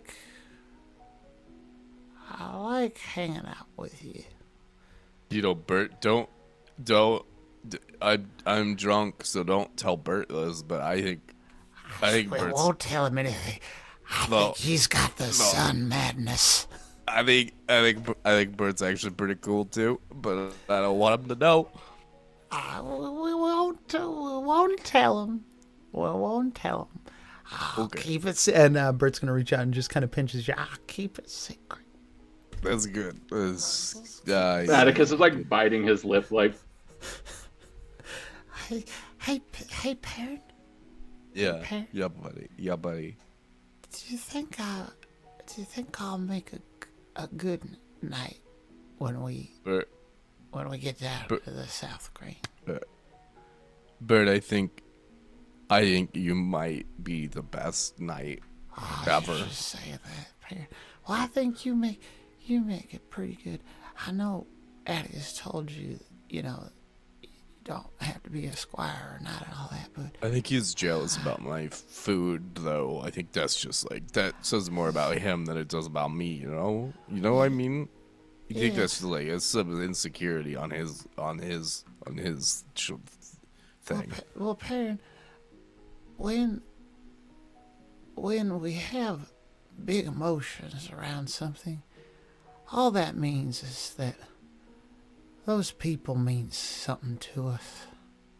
And I think that's important. Look at her. Perrin reaches out and pats Burt, and then looks at Fauna and gives her a pat. Fauna just like rolls her eyes and like speeds up to catch up with Vox and like links her arm through Vox's arm. Like, boys are so stupid. Oh, absolutely, especially honey, I those agree. ones. Perrin, in this moment, give me an insight check. Sorry, not an insight check, a perception check. Oh, are we still in the forest? Yeah, still, Right. Same way it was when you came into town. Yeah. So that means 6, 12, 16 plus 19. I don't know why he even rolls. It's always gonna be like 40. 30, 35. Shit. Look what you've done to us. Oh my god. Okay, 35.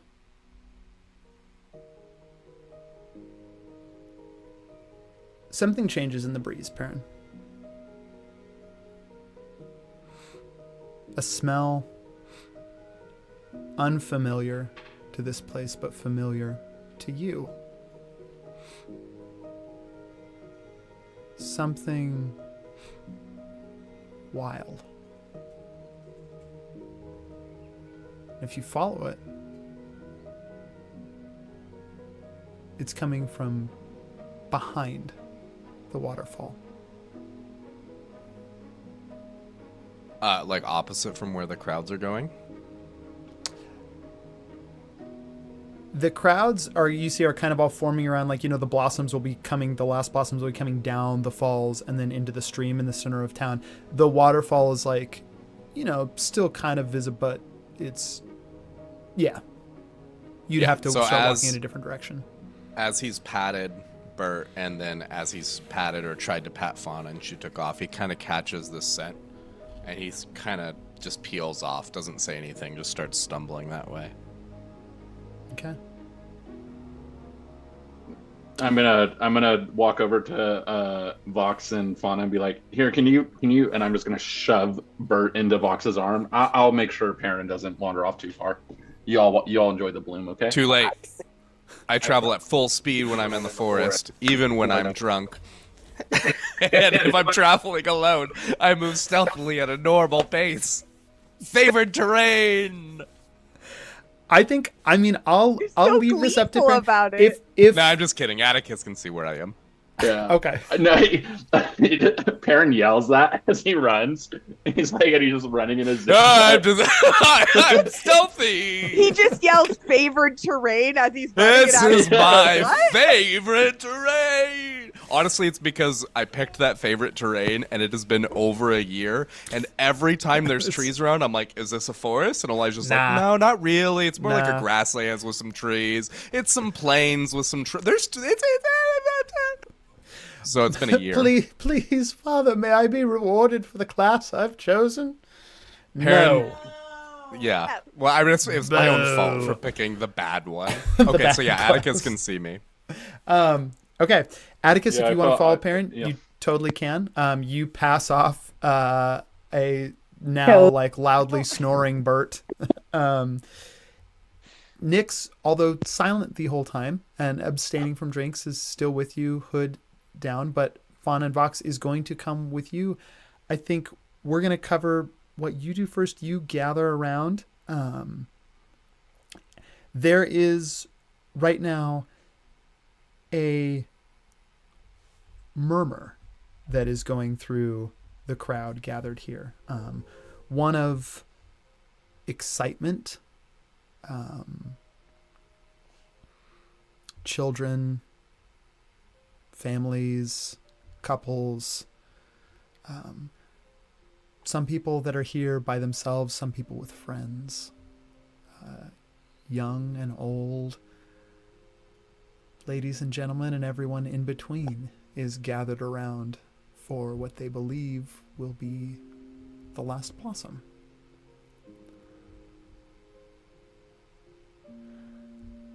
And you watch this steady flow of the stream that brings mostly the white blossoms from the magnolia trees, but here and there you see other colors: pink, purple, orange.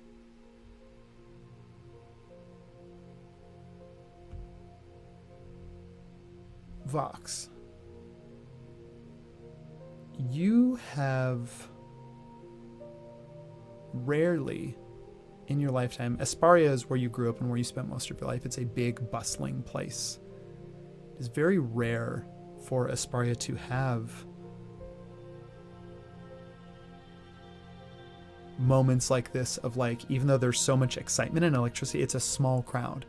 This is a small, simple thing that these people have gathered to do, and they are all doing it together, as opposed to Asparia where, yes, there's a rhythm to it, a rhythm to the night markets, a rhythm to the different districts, but a lot of that rhythm has to do with people like avoiding each other to go about their own individual tasks, and there's a flow to that. And this is a group of, there's maybe 150 or so people gathered here. Is there anything in Vox's past that Vox would be reminded of in this moment? I think the closest thing was probably old family gatherings when her dad was still alive, and everyone just meeting up for like a birthday, probably her own birthday, honestly. And her parents just made sure she was surrounded by her aunts and uncles and friends and her dad's friends and mom's friends, and that would be the closest thing. you're looking around at all these people, you know. Again, couples, friends, individuals, children, parents. They all in this moment seem to blend together into one large family. Like the chatter that is going back forth, the sort of that is so reminds you of this moment and how good it felt to just like exist behind that for a moment, to hear like the warm and loving interactions of all these people around you and just sit there in it. I think as you're doing that, a small girl, looks to maybe be half elf. There's a little point to the ear, long brown hair in a braid. You feel a small hand just slip into yours, and a little face looks up at you and smiles, and then just immediately goes back to just rapt attention on watching the blossoms in the stream.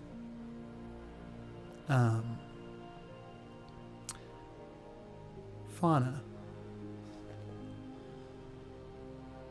We've just dumped Burt unceremoniously on the ground. Am I right about this? Burt, yeah, Burt's kind of come to. Wouldn't Burt have is, Burt's just kind of hand lying for the- next to the stream, like dangling his fingers in the water, like stirring it up, like watching the.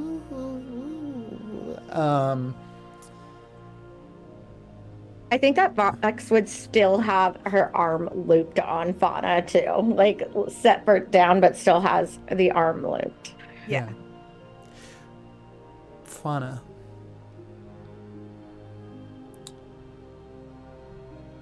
In this moment, looking around, surrounded by these people, arm interlinked with Vox.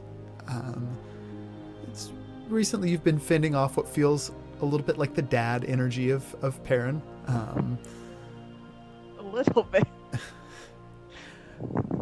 I think for the first time in a long time, you're looking around and realizing it's the first time that you've gone a while without thinking about the coven, without thinking about what you lost. And while that thought might bring a pang, it also brings a realization that there's something real here. Something that is deserving of your energy and your effort and your care. And what good is a witch if they do not know how to care for things?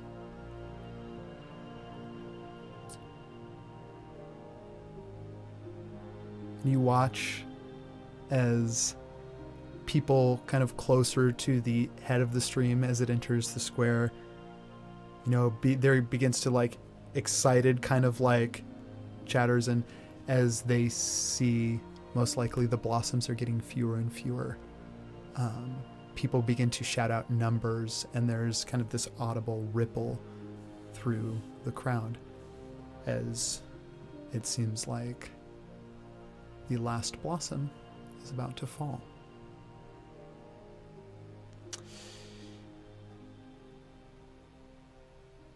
Perrin.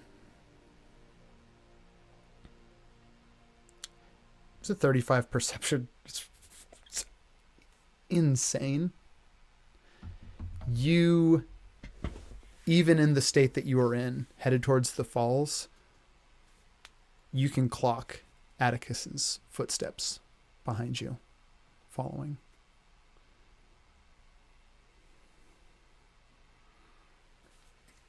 Why'd you run off this It's way? my favorite. This terrain is it's my favorite.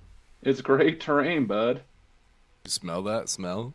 It smells like applesauce. No, it smells like blooms. No, it smells like home. It smells like a home you haven't been at. It smells like Attic is Atticus, and Perrin stops and kind of falls back towards Atticus and grabs his shoulders. I feel like I've always failed. Like everything I've ever tried to be and do, I failed. That's all I do is that I fail it, and then it makes things worse for everybody. And I don't want all of you to die, and I think I might make all of you die.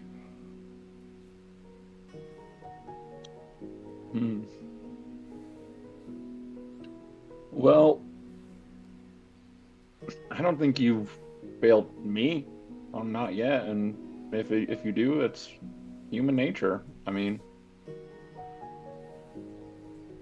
none of us are putting ourselves in a situation that we're not afraid to accept the consequences of. Why do you? Because I haven't even told you most of what there is. I haven't even told you about it. You don't even know about it. So, like, it's not even fair of me, because, like, you don't even know how bad it can get. It'll kill everything. It'll kill these people. It'll kill anyone. I mean, we're the same in that I haven't quite told you what we're up against when we get to my house, to home for me. Yeah. Because where's Amos? Where's my Burt? I don't know. Where'd you sent them off to go get Cletus and Make sure Cleus was okay, but then she didn't come back, and I don't think she can come back. Atticus, make me an Arcana check right now.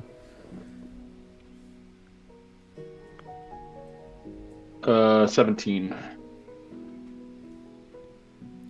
On a 17, you're near the waterfall now. You've kind of followed this winding path up to it, and you can see now, you know, the cliff that these falls come off of juts out fairly far, and the path that you're on kind of winds, and you can see winds behind it. As the din of the falls, they're not terribly strong, so it's not deafening, but it is just kind of this, it's blocking a lot of other sounds other than Perrin, who's right there next to you. There's a feeling that washes over your body. It's not just the cold of all of a sudden being behind the falls. There is an otherworldly presence in this place. You look and you can see that there's an opening in the cliff wall behind the waterfall. Kind of goes back and down and then opens into a circular space.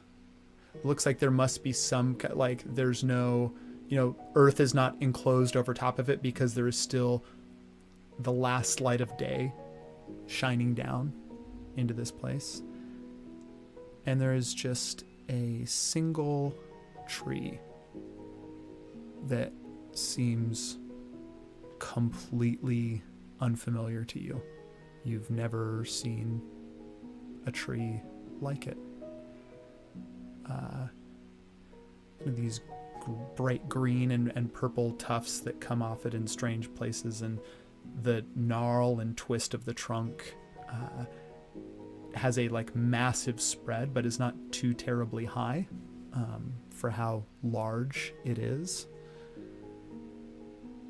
The smell that you get from it, incredibly fragrant. If you take more steps into this place,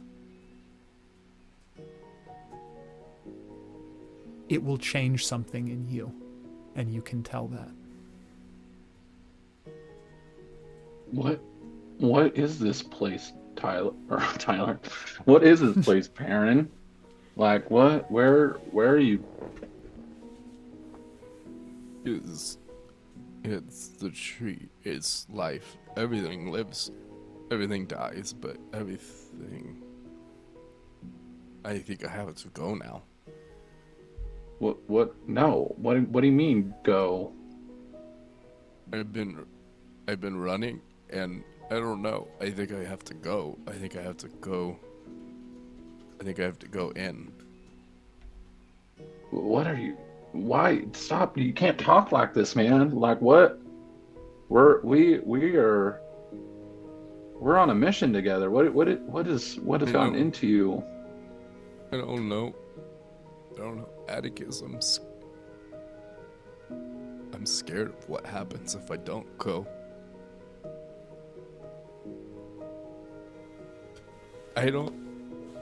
There's some things I can't fight back against. And if I don't go, it gets bad for everyone else. It gets too bad. And it can't be fought back against. And I have tried. And I can't do it. And it's going to get Fauna hurt. And I don't want Fauna to be hurt. I can't lose more people. I think I have to go.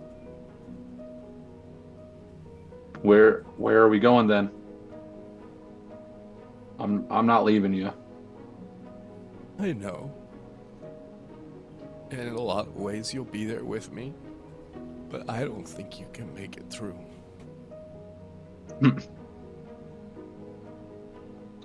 You think you can just pull at my heartstrings like that and not make me want to draw my sword for you?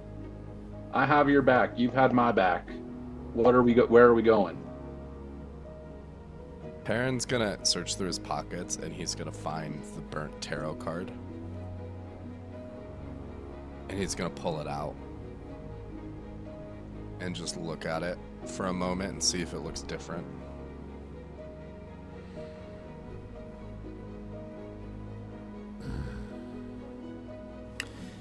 You go to pull out the tarot card.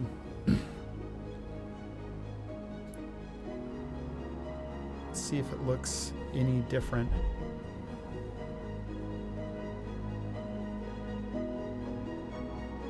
There's something... A small bird flits across the face of the card, then disappears. Atticus, in this moment, you are looking forward. You see Perrin.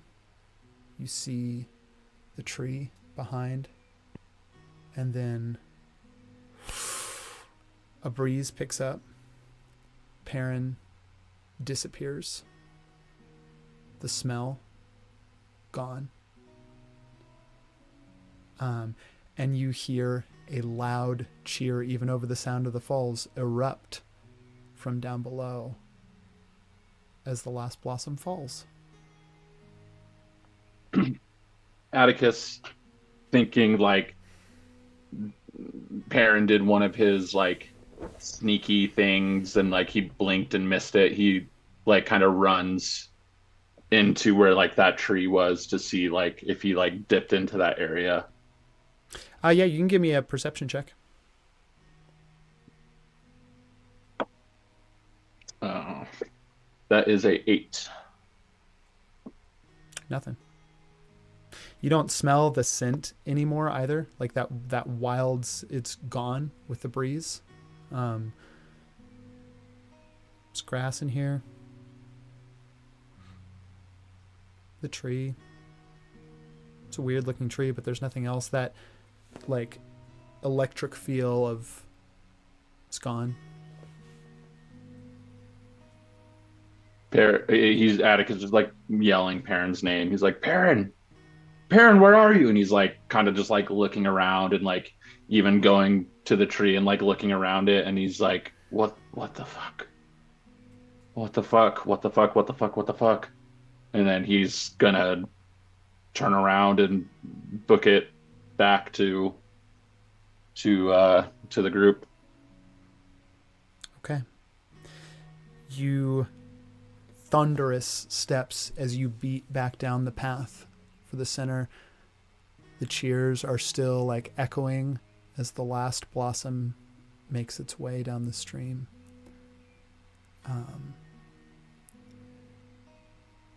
Fauna and Vox think Well, both of you rolling perception checks to see if you.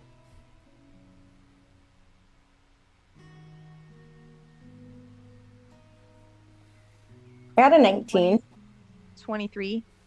Both of you, like, kind of look over in time to see, like, from a distance, coming down the path heading from the waterfall, you see Atticus running towards you.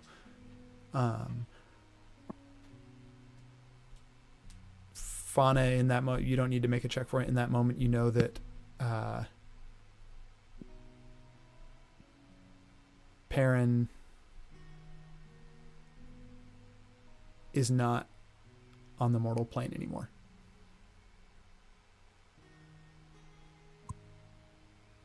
I think, He's gone. He's gone. He's gone. Perrin's gone. yeah, I think Fauna would have like also broken into a run to meet Atticus halfway. What do you mean he's gone? He was just there, and then he was gone in the blink of an eye. Where? I don't know. He was drunk, and he was saying he has to take care of something, and that it's going to destroy everything and everyone, and that I couldn't go with him, and I don't know. I'm so sorry. I will go back and look. We can go back and look. Show me where you were. Go to the bathroom? It sounds like a Perrin move to say he was going to destroy everyone. Something's wrong. I can feel it. What do you mean you can? What do you mean? I don't know. I can just feel that he's gone. Atticus, show me. All right, and Atticus is gonna. Vox, you coming or what? And like. Of course. Takes off. Cool. You start heading back towards the tree where you saw Perrin disappear.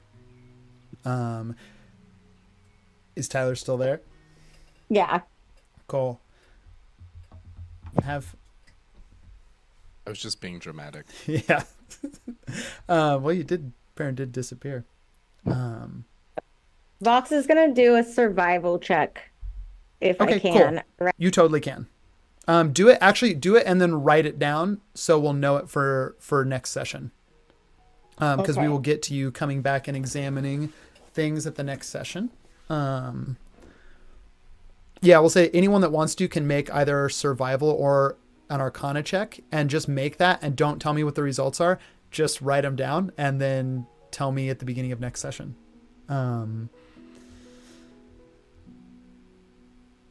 Perrin, you are looking at Atticus, flooded with emotion and fear. So you don't pay attention to how strong the smell from the tree is getting. It's like this rich, earthy cardamom, but with these higher notes of citrus. It is so strong that it's intoxicating at this point. One last breeze. You see, like a mist, Atticus disappears. You're still looking out at the back of the falls, the tree behind you, when you hear a very familiar voice that you have not heard since the night that you went to go get Flora and Fauna.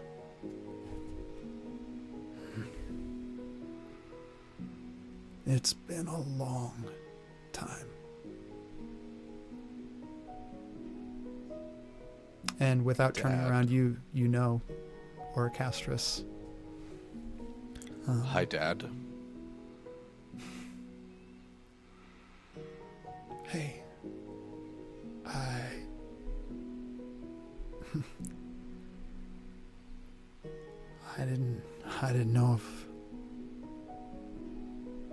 didn't know if I'd get a moment like this with you.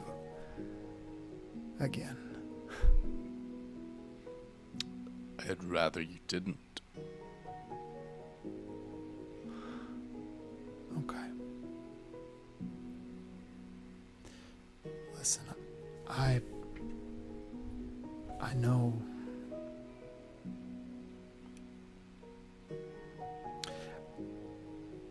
I can't bring you back here, parent. You know as well as I do. You come here.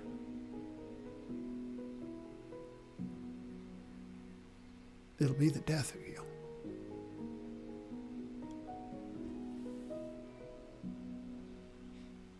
Not the worst thing that's happened to me. Wouldn't be the first time. Not sure it'll be the last. Listen, I know that you don't want to. Maybe what I say doesn't matter. But a long time ago,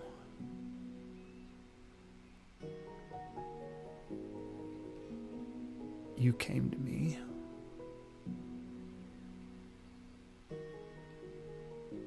and I entrusted you with the lives of 2 small children. So if you don't care about living for yourself or for me,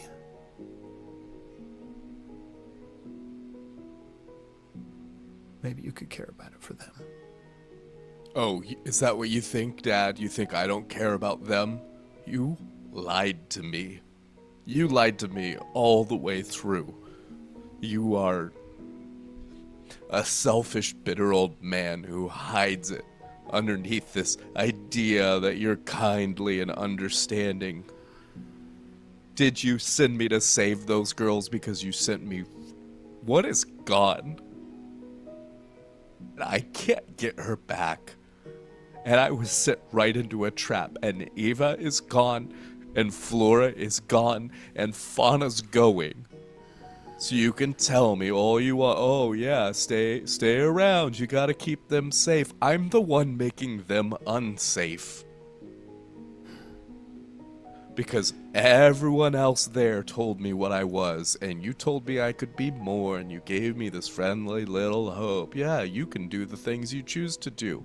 Every time I choose to do anything, people get hurt.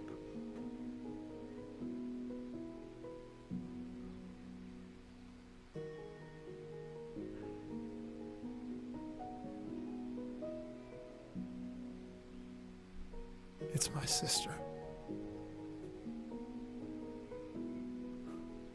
What is? The thing hunting you. The Walakria.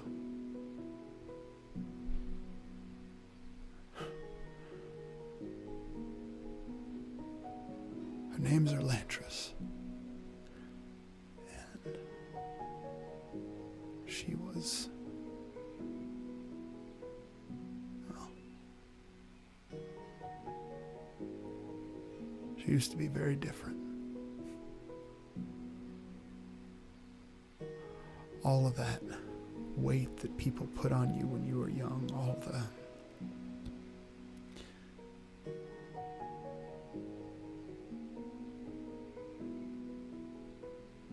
it's my fault.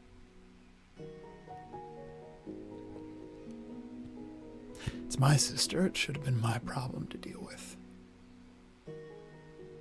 And I let it fall on the shoulders of a small boy who fell through a door into my lap. I thought that if I didn't tell you about it, if I didn't tangle you up in it, you could be safe. I was wrong.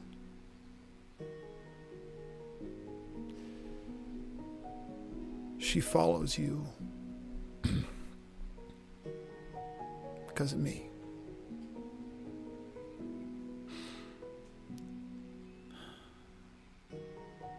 Things don't go bad for you, Perrin, because you make things bad.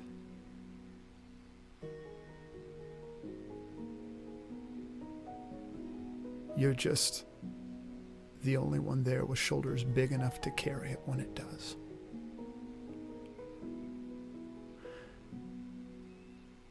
And if I can give you anything now, I'm going to give you something to help save her. Dad, you're doing it again. You're telling me how extra special I am and don't listen to anybody else, but you can do it, Perrin. You're the best, Perrin. You can save the day, Perrin, and everyone is not getting saved, Dad. There's people that like me for just who I am, and I make them croissants, and I fix things, and it's fine. It's all just normal and happy, and I'm trying to be a good person there. Because they let me be, and they make me want to be better. They don't just tell me that I'm strong enough. Oricastris is going to reach out towards you, hand closed.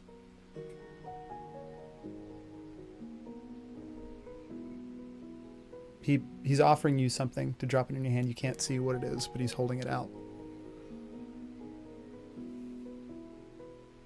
Perrin stares for a really long time, and I don't think he wants it, but I think the draw of his dad's touch is too much. It has been a very long time, and so he reaches out, one hand under, one hand over. Like soft wood, give to it, but still strong. You feel your father's hands. Oricastris opens it up, and you feel something set into your palm. A small wooden bird. The first thing as a child that you ever made that you were proud of. Carved out of a small knot in the tree outside your house where you and Oricastris lived.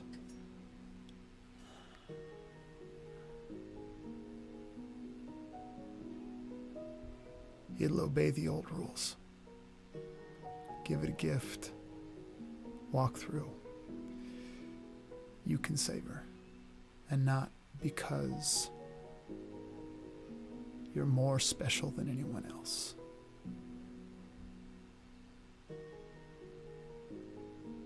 But because you've gone through everything that you needed to get through to this point, to be here now when she needs you. You're not any more special than anyone else, Perrin. You just had to wake up a lot earlier than most people as to how strong we can be. And if you allow it, he's going to reach up for a moment and gently touches the side of your face. I just want to be home, Dad.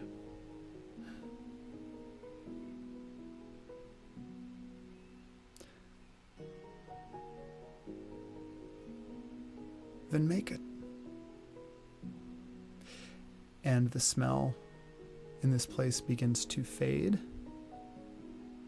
And as the smell begins to fade, the breeze picks up. Oricastris begins to fade. And behind the tree, in the wall of the cliff opposite you, you see a door. And it is just barely open.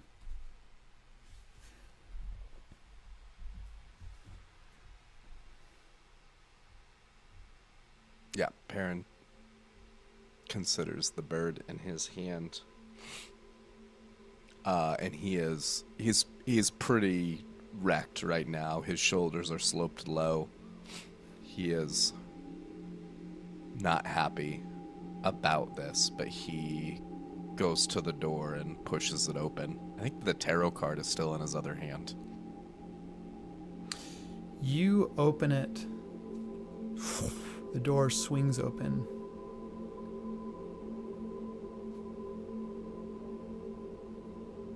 Darkness.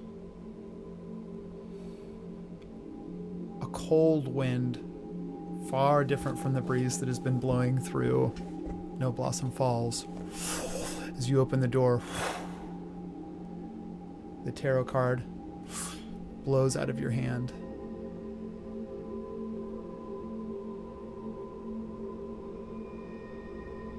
You're holding the bird. You look ahead of you, and in the darkness you begin to see a shape. Something, a form, hunched over. So you can see its spine, like almost skeletal in this space, but it is very large. Like, even though it looks like you're a pretty far distance away from it, it still looks like a massive figure hunched over, its back towards you. You see that it is crooning over something small held in its hand, something yellow.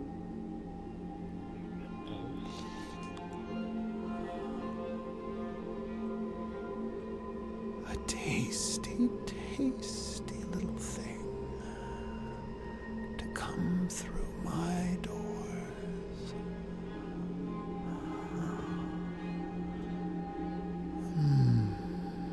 So much purpose. You can That see is not yours. it turns its head and the eyes flash. If it's not mine, then why is it here? Just because you stole one thing doesn't mean you can steal what comes through it. You gave it as a gift. I have another gift for you.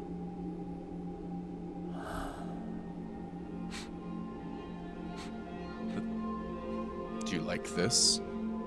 Perrin holds up the bird. Give me a persuasion check with advantage.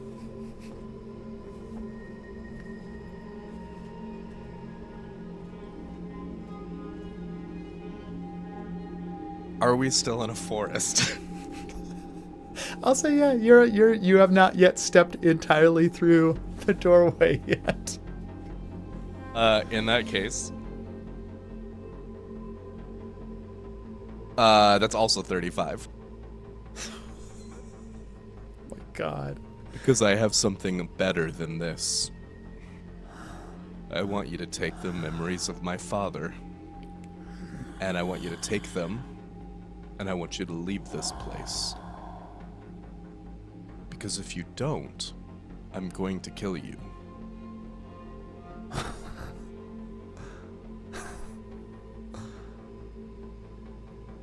You want to give me all that, and I just have to leave here. If I leave here, I'll just show up somewhere else.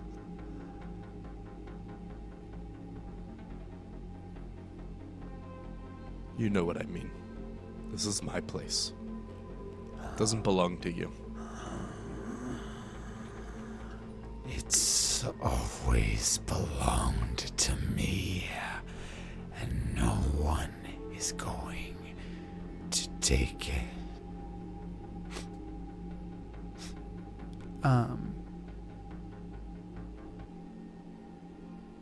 Perrin, you see he stops.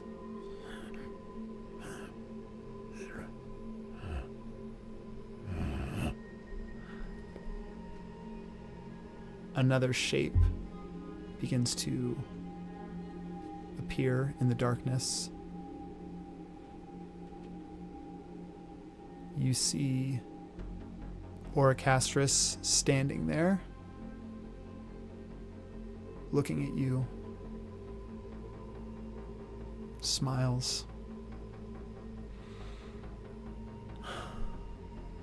breathes out, and you see the figure throws Amos, just kind of not even necessarily in your direction, just tosses Amos to the side and leaps onto your father and just begins to devour him.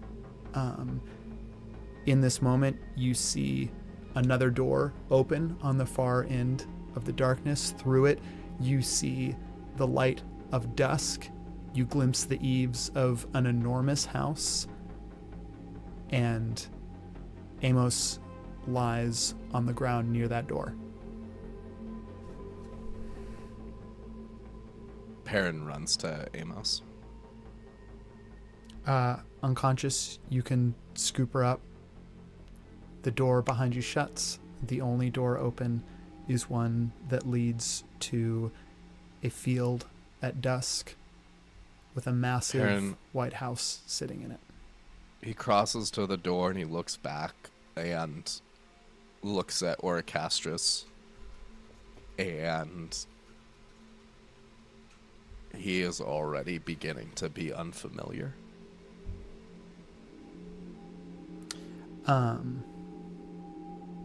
But he does hold the wooden bird in one hand and Amos in the other, and he steps through. Okay. And that's where we're going to end the session.